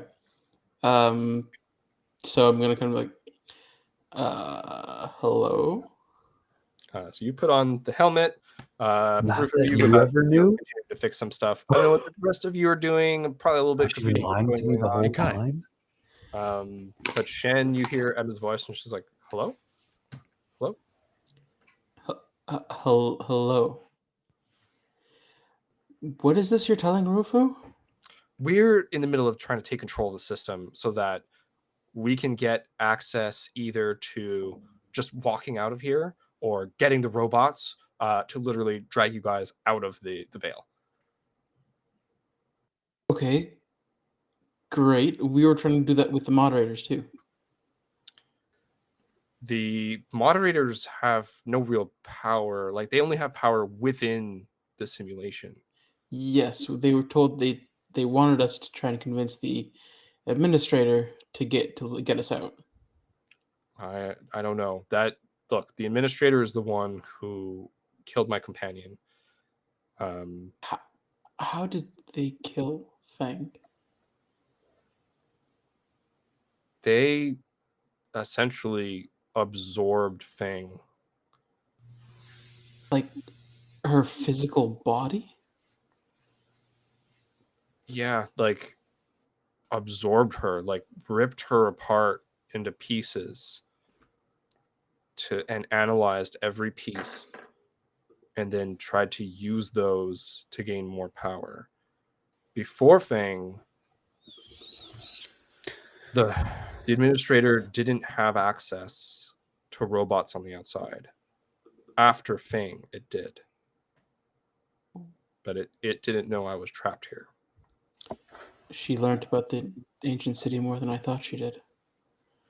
She learned more than he did. Did you know Fang?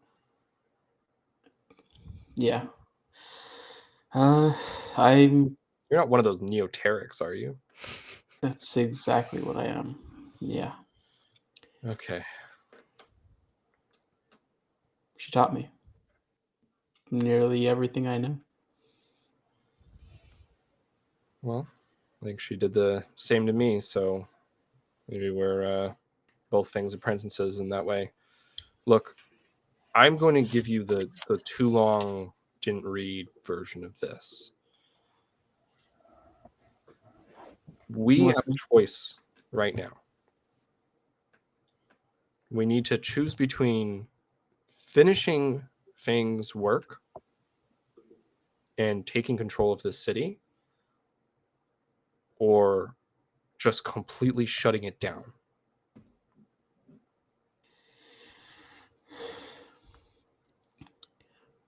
Honestly, I don't think she would want to shut down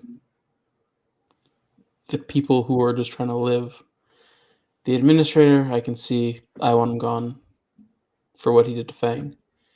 But the other people here, they're just trying to live their own lives.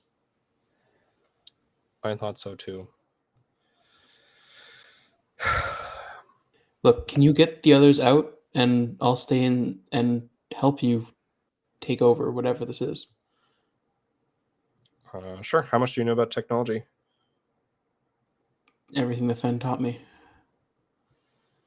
Well, that's hopefully enough. Maybe you'll, be as good as Rufu. I taught him as much as I could in a week. So. Try me. Oh, I'm real good. I'm real good now. I can't hear this. I don't have the helmet on. You just mumbled to yourself. I'm real good.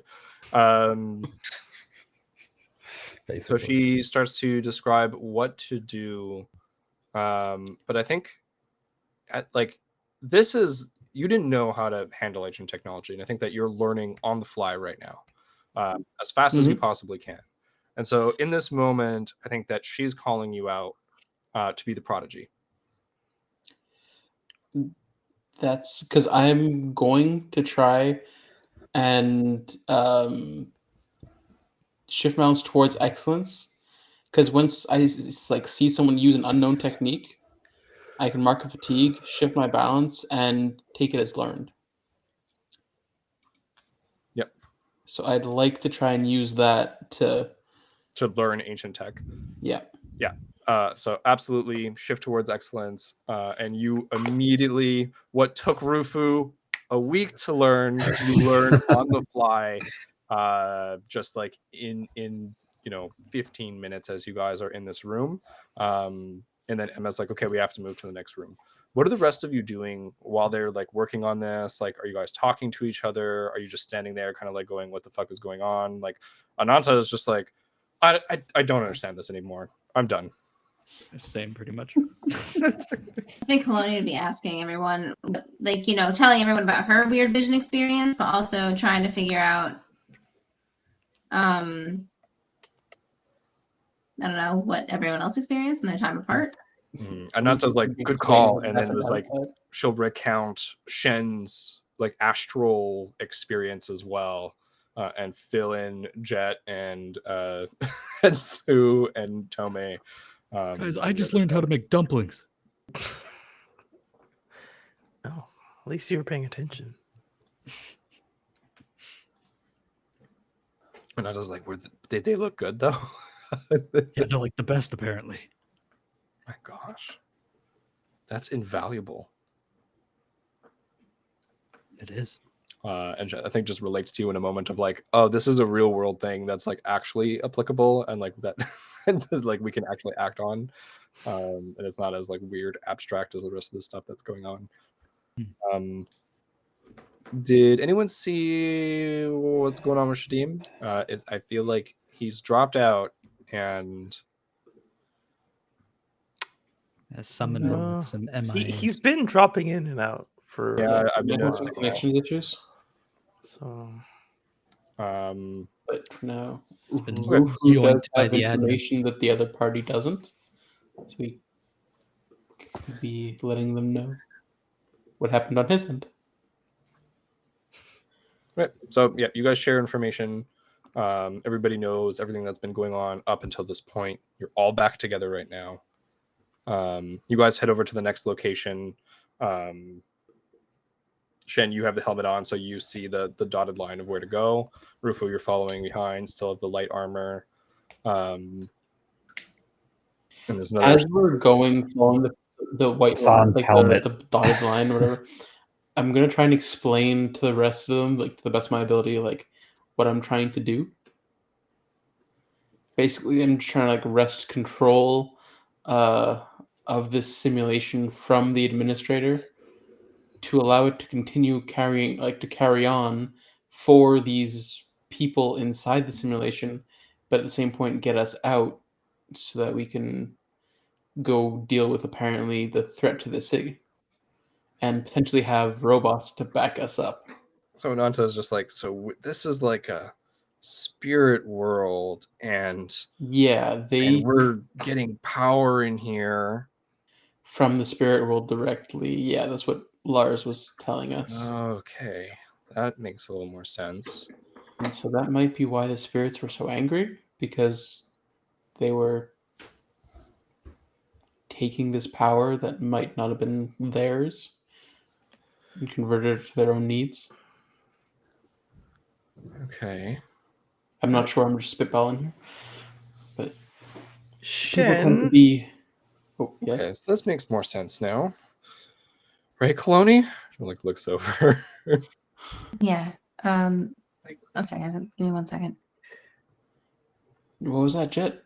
yeah, can you ask the woman in your head thing if she can tell the moderators to keep the administrator distracted and that we're working on what we said we would do for them? Is there anything? Can we contact the moderators anyway? I'm not in touch with those people. That's it. Gotcha. She doesn't trust them, so she doesn't want to get anywhere near there. Dang it. Look, you might be able to message them from this tablet. Weren't they doing that before? Oh.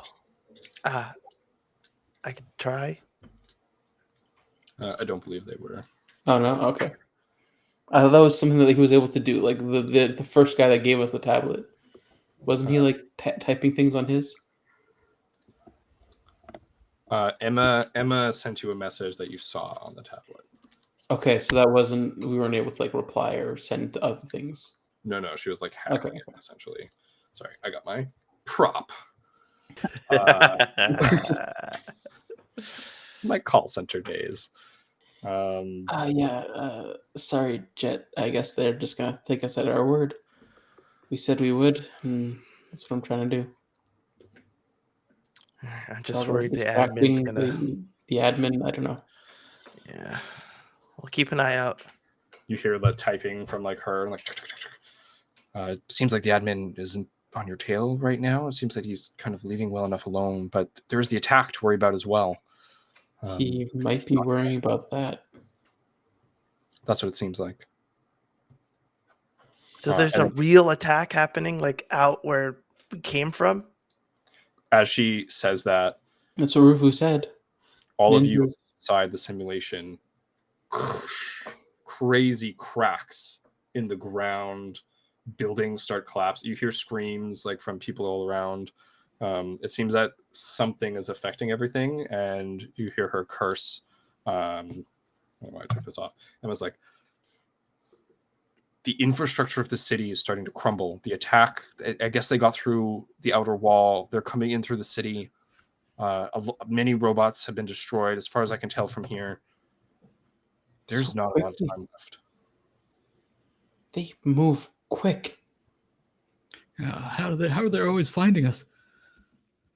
I don't know if they're following us per se, but just kind You of. guys are after you? Like, I don't know, honestly. They're just kind of taking over everywhere. Yeah, honestly, I'm pretty fed up with them. We just need to get out of here. right? You guys get to the last of the server rooms. I need both Shen and Rufu. Roll me 2d6. You can add focus to this because you're both trained in the ancient tech. So that's a 12.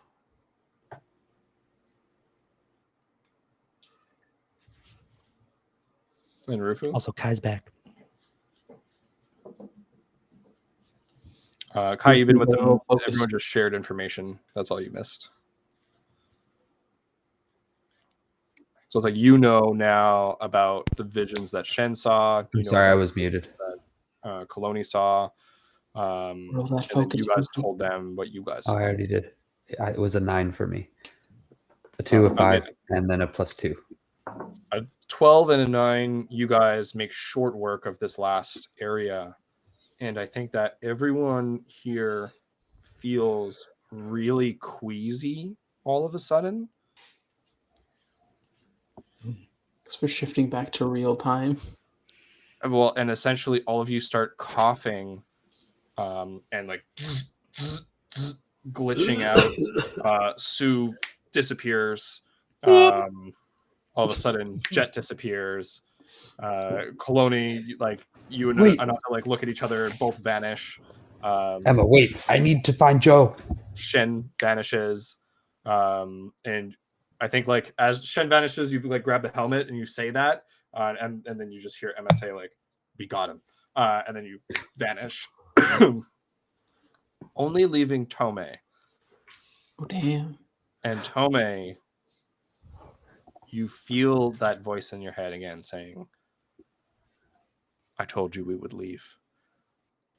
And you are the last to wake up, and you see everybody coughing out that liquid, the like watery black liquid.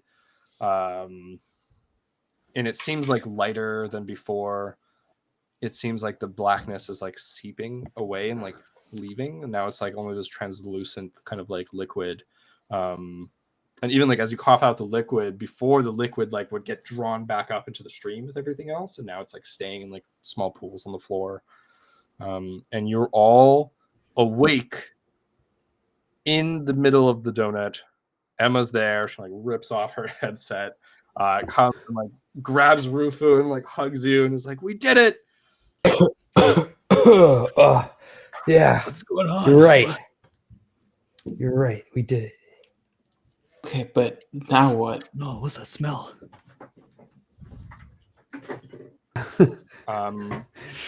You It's just immediately a little pee. clock the notes that are Oh there. yeah. The You start notes to of see pee? like things notes. Oh, The the and Emma fragrance. comes around and she kind of like looks at Of It's everything. the toilet paper. She got to use something. The espresso. I can smell it. What we did, taking control, Pheromone. we have to either we give.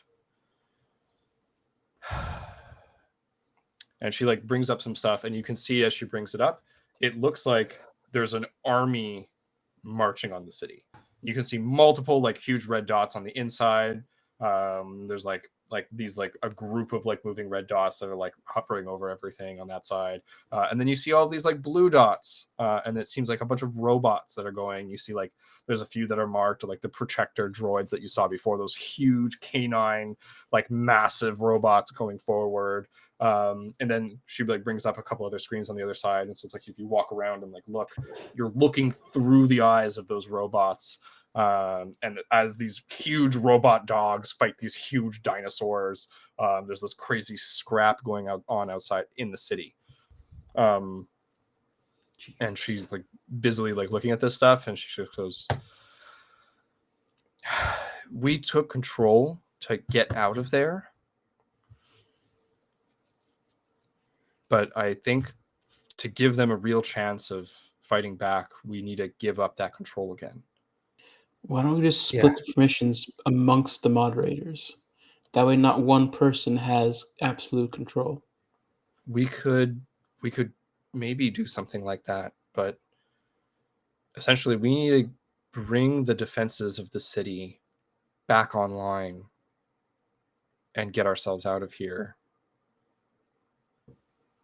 Or we need to shut this all down permanently. That won't help with the ninjas and the dinosaurs, though.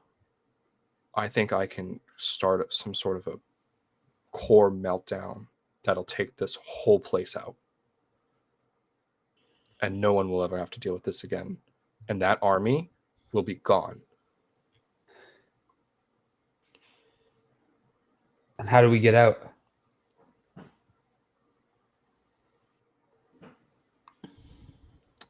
I can start trying to call one of the airborne robots. There's some transportation types that were produced.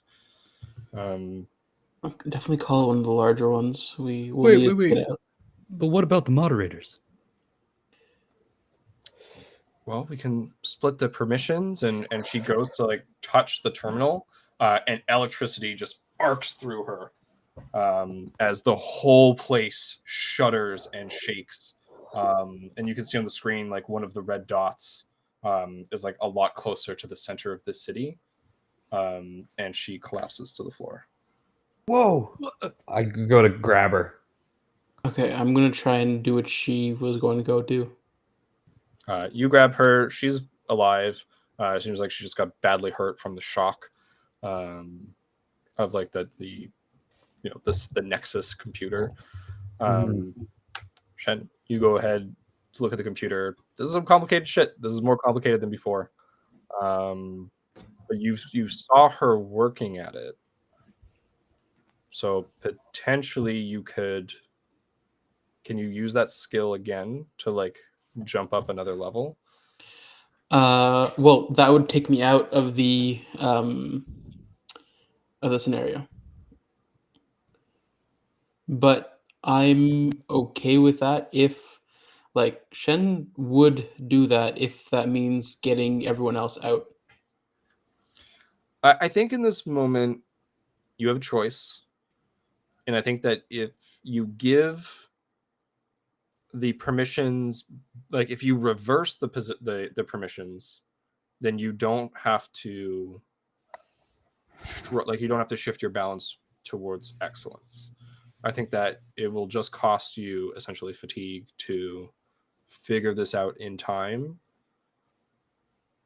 but to either like to do one of the two choices of either splitting up the permissions and leaving, or detonating the city and taking out the army, you will have to go off the balance track. Okay. I'll take this one moment to just kind of take a census of everybody back. Look, we can either save the simulation but leave the city to these people, or we take it all out.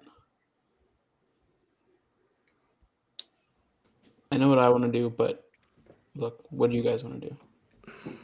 I don't think we can take out an entire civilization, just to save our skin. We can figure something out. We don't have to It's not just our get rid of skin. everyone. It's Joe's. Where is Joe, by the way? You see the glowing light, like dimly, and you can see like a robot struggling forward and like essentially trying to carry him, but it's only got like part of him as like the rest of him drags on the floor, and it like walks Pulling you out of the closer. veil. And his eyes are still glowing, but they like flicker, and as he like coughs out some of the liquid, his eyes, you know, they go off, and then he slumps to the ground. So Joe is also kind of unconscious at this moment. Kaloni! I don't know if Cloney. I was trying to just debate. I don't know if Cloney's gonna run after Emma and try and help Emma first. It's up But to if you. Joe goes down, that's... Boss is already with you guys. Boss looks like very weak though, like sluggish. Almost like this wasn't meant for anything other than a human. Yeah. I guess Guys, come on. We can't fight these things. We have to get out of here. Even if it means condemning these people. They're not alive anymore. Yeah, but they asked for They're our not even help. real. it's not real. They seem pretty real. You could talk to them. They did things. Listen, we should give them a fighting chance, but we have to get out of here. We got to prioritize ourselves and the actual world. And if we could destroy all these zombies and evil dinosaurs, then Yeah, Cloney's gonna start just trying to heal everyone and everything at once. Can she even bend? In this moment, you guys don't have much time. Things are shaking. You can bend. Everybody, I think, like right now, I think you don't really make a choice. You just try to bend, and the first thing that you bend is water. You start to heal Jolo. He's like taking ragged breaths. Shit. First thing I do is Electricity call coming out. transport. One of the screens breaks. We can't just leave them behind, Shen. How are we gonna move Jolo anyway? What do we? I don't know. I don't know what to do. I call one of the larger transports to get as close as possible to us. Yep, one of the robots. It's like essentially like a big disc with like a box in the middle. Think like if Amazon had huge flying drone vans for cargo. So that kind of like it's coming towards you guys. It's like going to come land, and then you set it like on a trip out, and it can go like all the like you set it as far as it will go on the screen. Get in. And then Shen's going to try and just work on the system itself. Okay. What do you do? Shen still thinks that he can probably do. He's going to split the permissions, but he wants to try and like detonate the robots. Not the simulation, but the robots themselves. Sure. Because they're right up in the army of the ninjas and everything. So while trying to save the simulation itself, this core nexus, getting rid of the army at the same time. Let's see what he can try to do. Okay.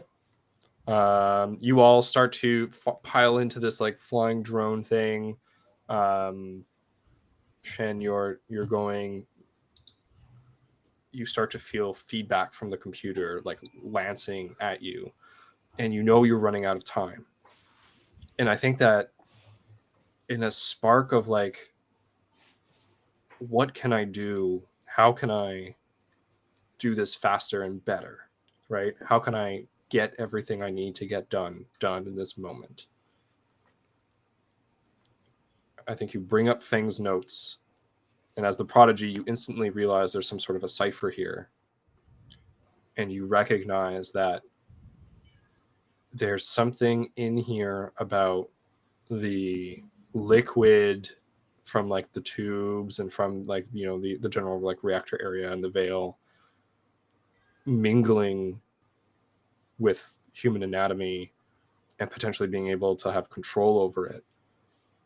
And you make a split-second decision to unplug something from the tube that like feeds in, jam it into your leg, and it starts to feed that liquid like into your bloodstream, and you're able to change a few settings in the computer in the liquid to essentially boost performance. And all of a sudden, with lightning speed and kind of knowing the system intuitively in this instant, you're able to program everything the way that it has to be from both the outside and the inside. It's like you're in both at once, both places at one time. But Sue, you watch Shen do this, and then essentially like pass out, like face forward, cracks like the glass, like slumping at the computer.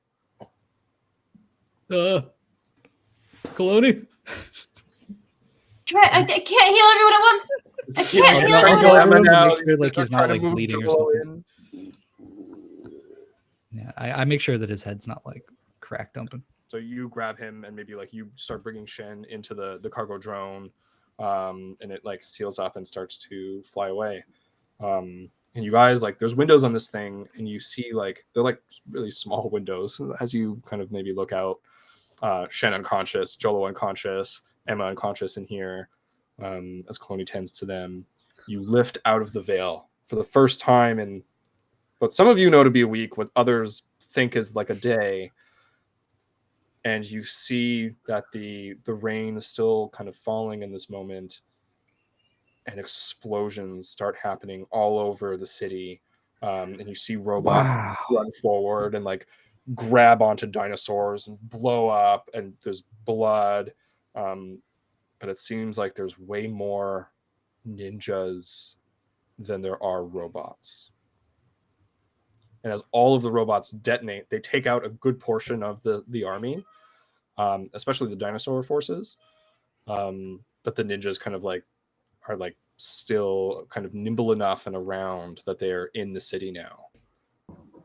And I think the last thing you see as you get away from here is this super high-tech looking orb, and it just floating along the ground, and wherever it moves, it burns completely through a building and is moving towards the core of the city.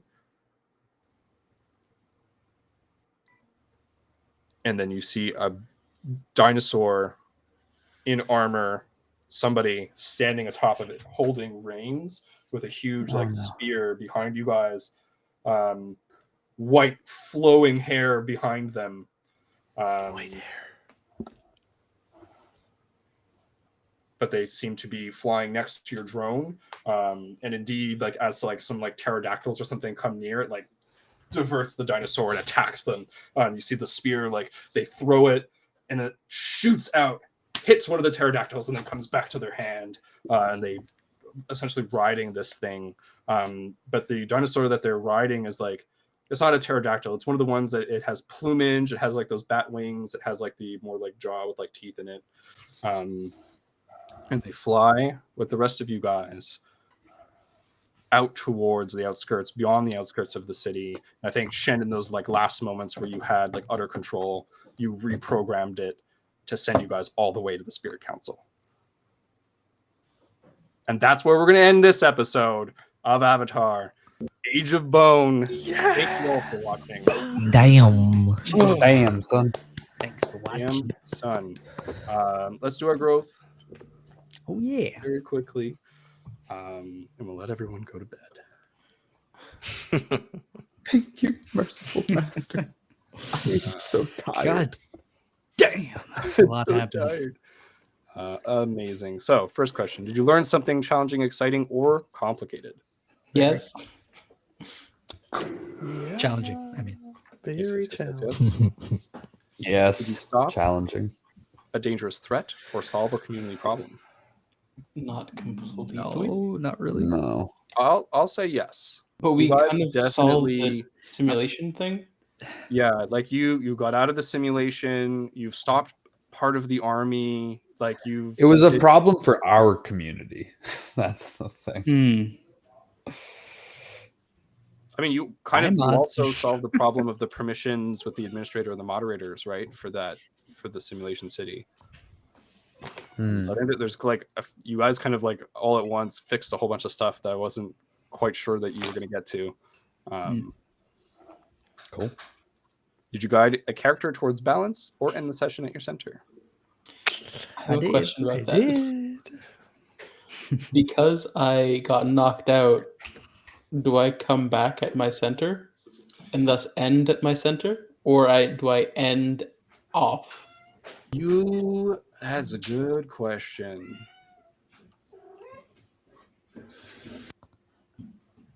We can decide it later. It's all good. It was a question. I wasn't sure about how that came back. Yeah, I think I have to reread the rules surrounding exactly what it is to get knocked out of a scene, because my instinct is that you're still out of the scene. That's it. Yeah, it's and not that you over come yet. back at the start of the next one, which is going to be next session, which Yeah. means you don't get the growth. Cool. But we'll look at the wording. If the wording is you are off the track, go back to your new center and then come in at the next scene. Like if it's one of those Magic the Gathering things where if the stack is a little bit different, then 100% you get the growth. Fair. Amazing. Personal growth questions for our players. Rufu, did you express vulnerability? I did. Sue, did you make progress towards your adversary? Well, I wanted to expose the admin, but like everyone was like against the admin to begin with, so there was nothing to expose. Yeah, you picked him as your adversary, and I think you guys went pretty hard against him, and you took power away from him in the end. So I think you did definitely make progress towards that. All right, sweet. Do you want to switch your adversary? Yes, I do. To who? To the white-haired To the person white-haired again. Every time, like, keep thinking about them. Yeah, they have like an old-timey like knight's visor over half their face. I guess Griffith style from Berserker with the white hair flowing, like silver armor. Yes. So handsome. Mm-hmm. We love Griffith. We love Griffith. Oh, yeah. For the first fucking 10 minutes. Jet, did you improve the lives of a community of average citizens or help an ordinary person with their problems? I don't know what happened inside, but I sure tried to. You know? I'll give you that as a yes for sure this session. I think that you did your best, and according to what you know, it must be going better. Shen, did you express gratitude to a companion for their presence, support, or teaching? Not really. I don't think so today. Nope. No time to do that.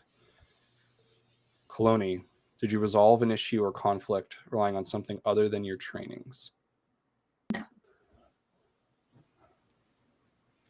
How does Kaloni feel getting carried away in a drone, like from this confusing city? I think I don't think she would be so dramatic as to cling onto the ground for dear life, but I think she would. I mean,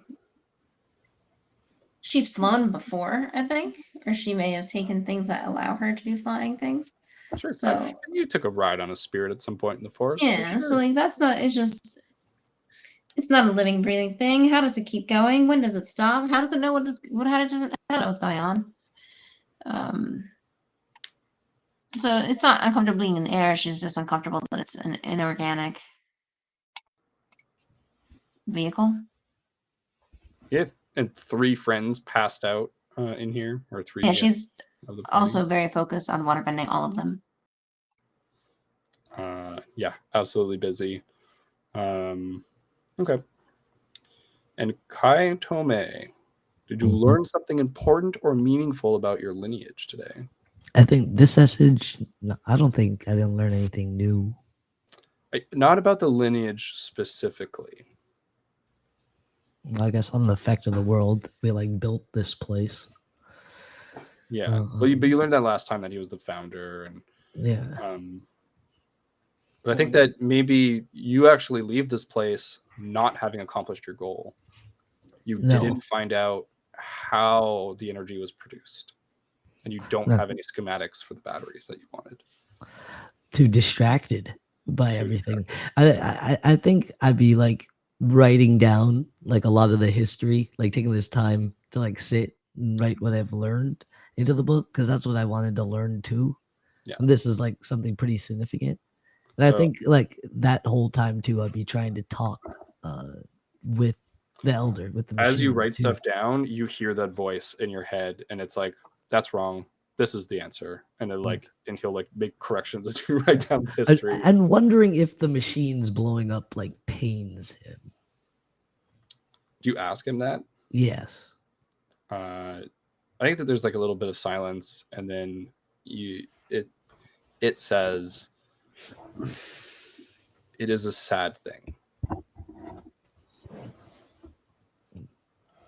I think I'll reflect on that and try and like ask about what our old ways to bring back home, as well as a delicious muffin recipe. Was it muffins?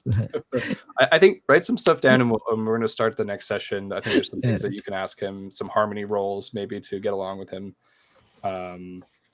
But for today, that's it. That's all. Thank you all for watching. Thank all you Hexagons for playing.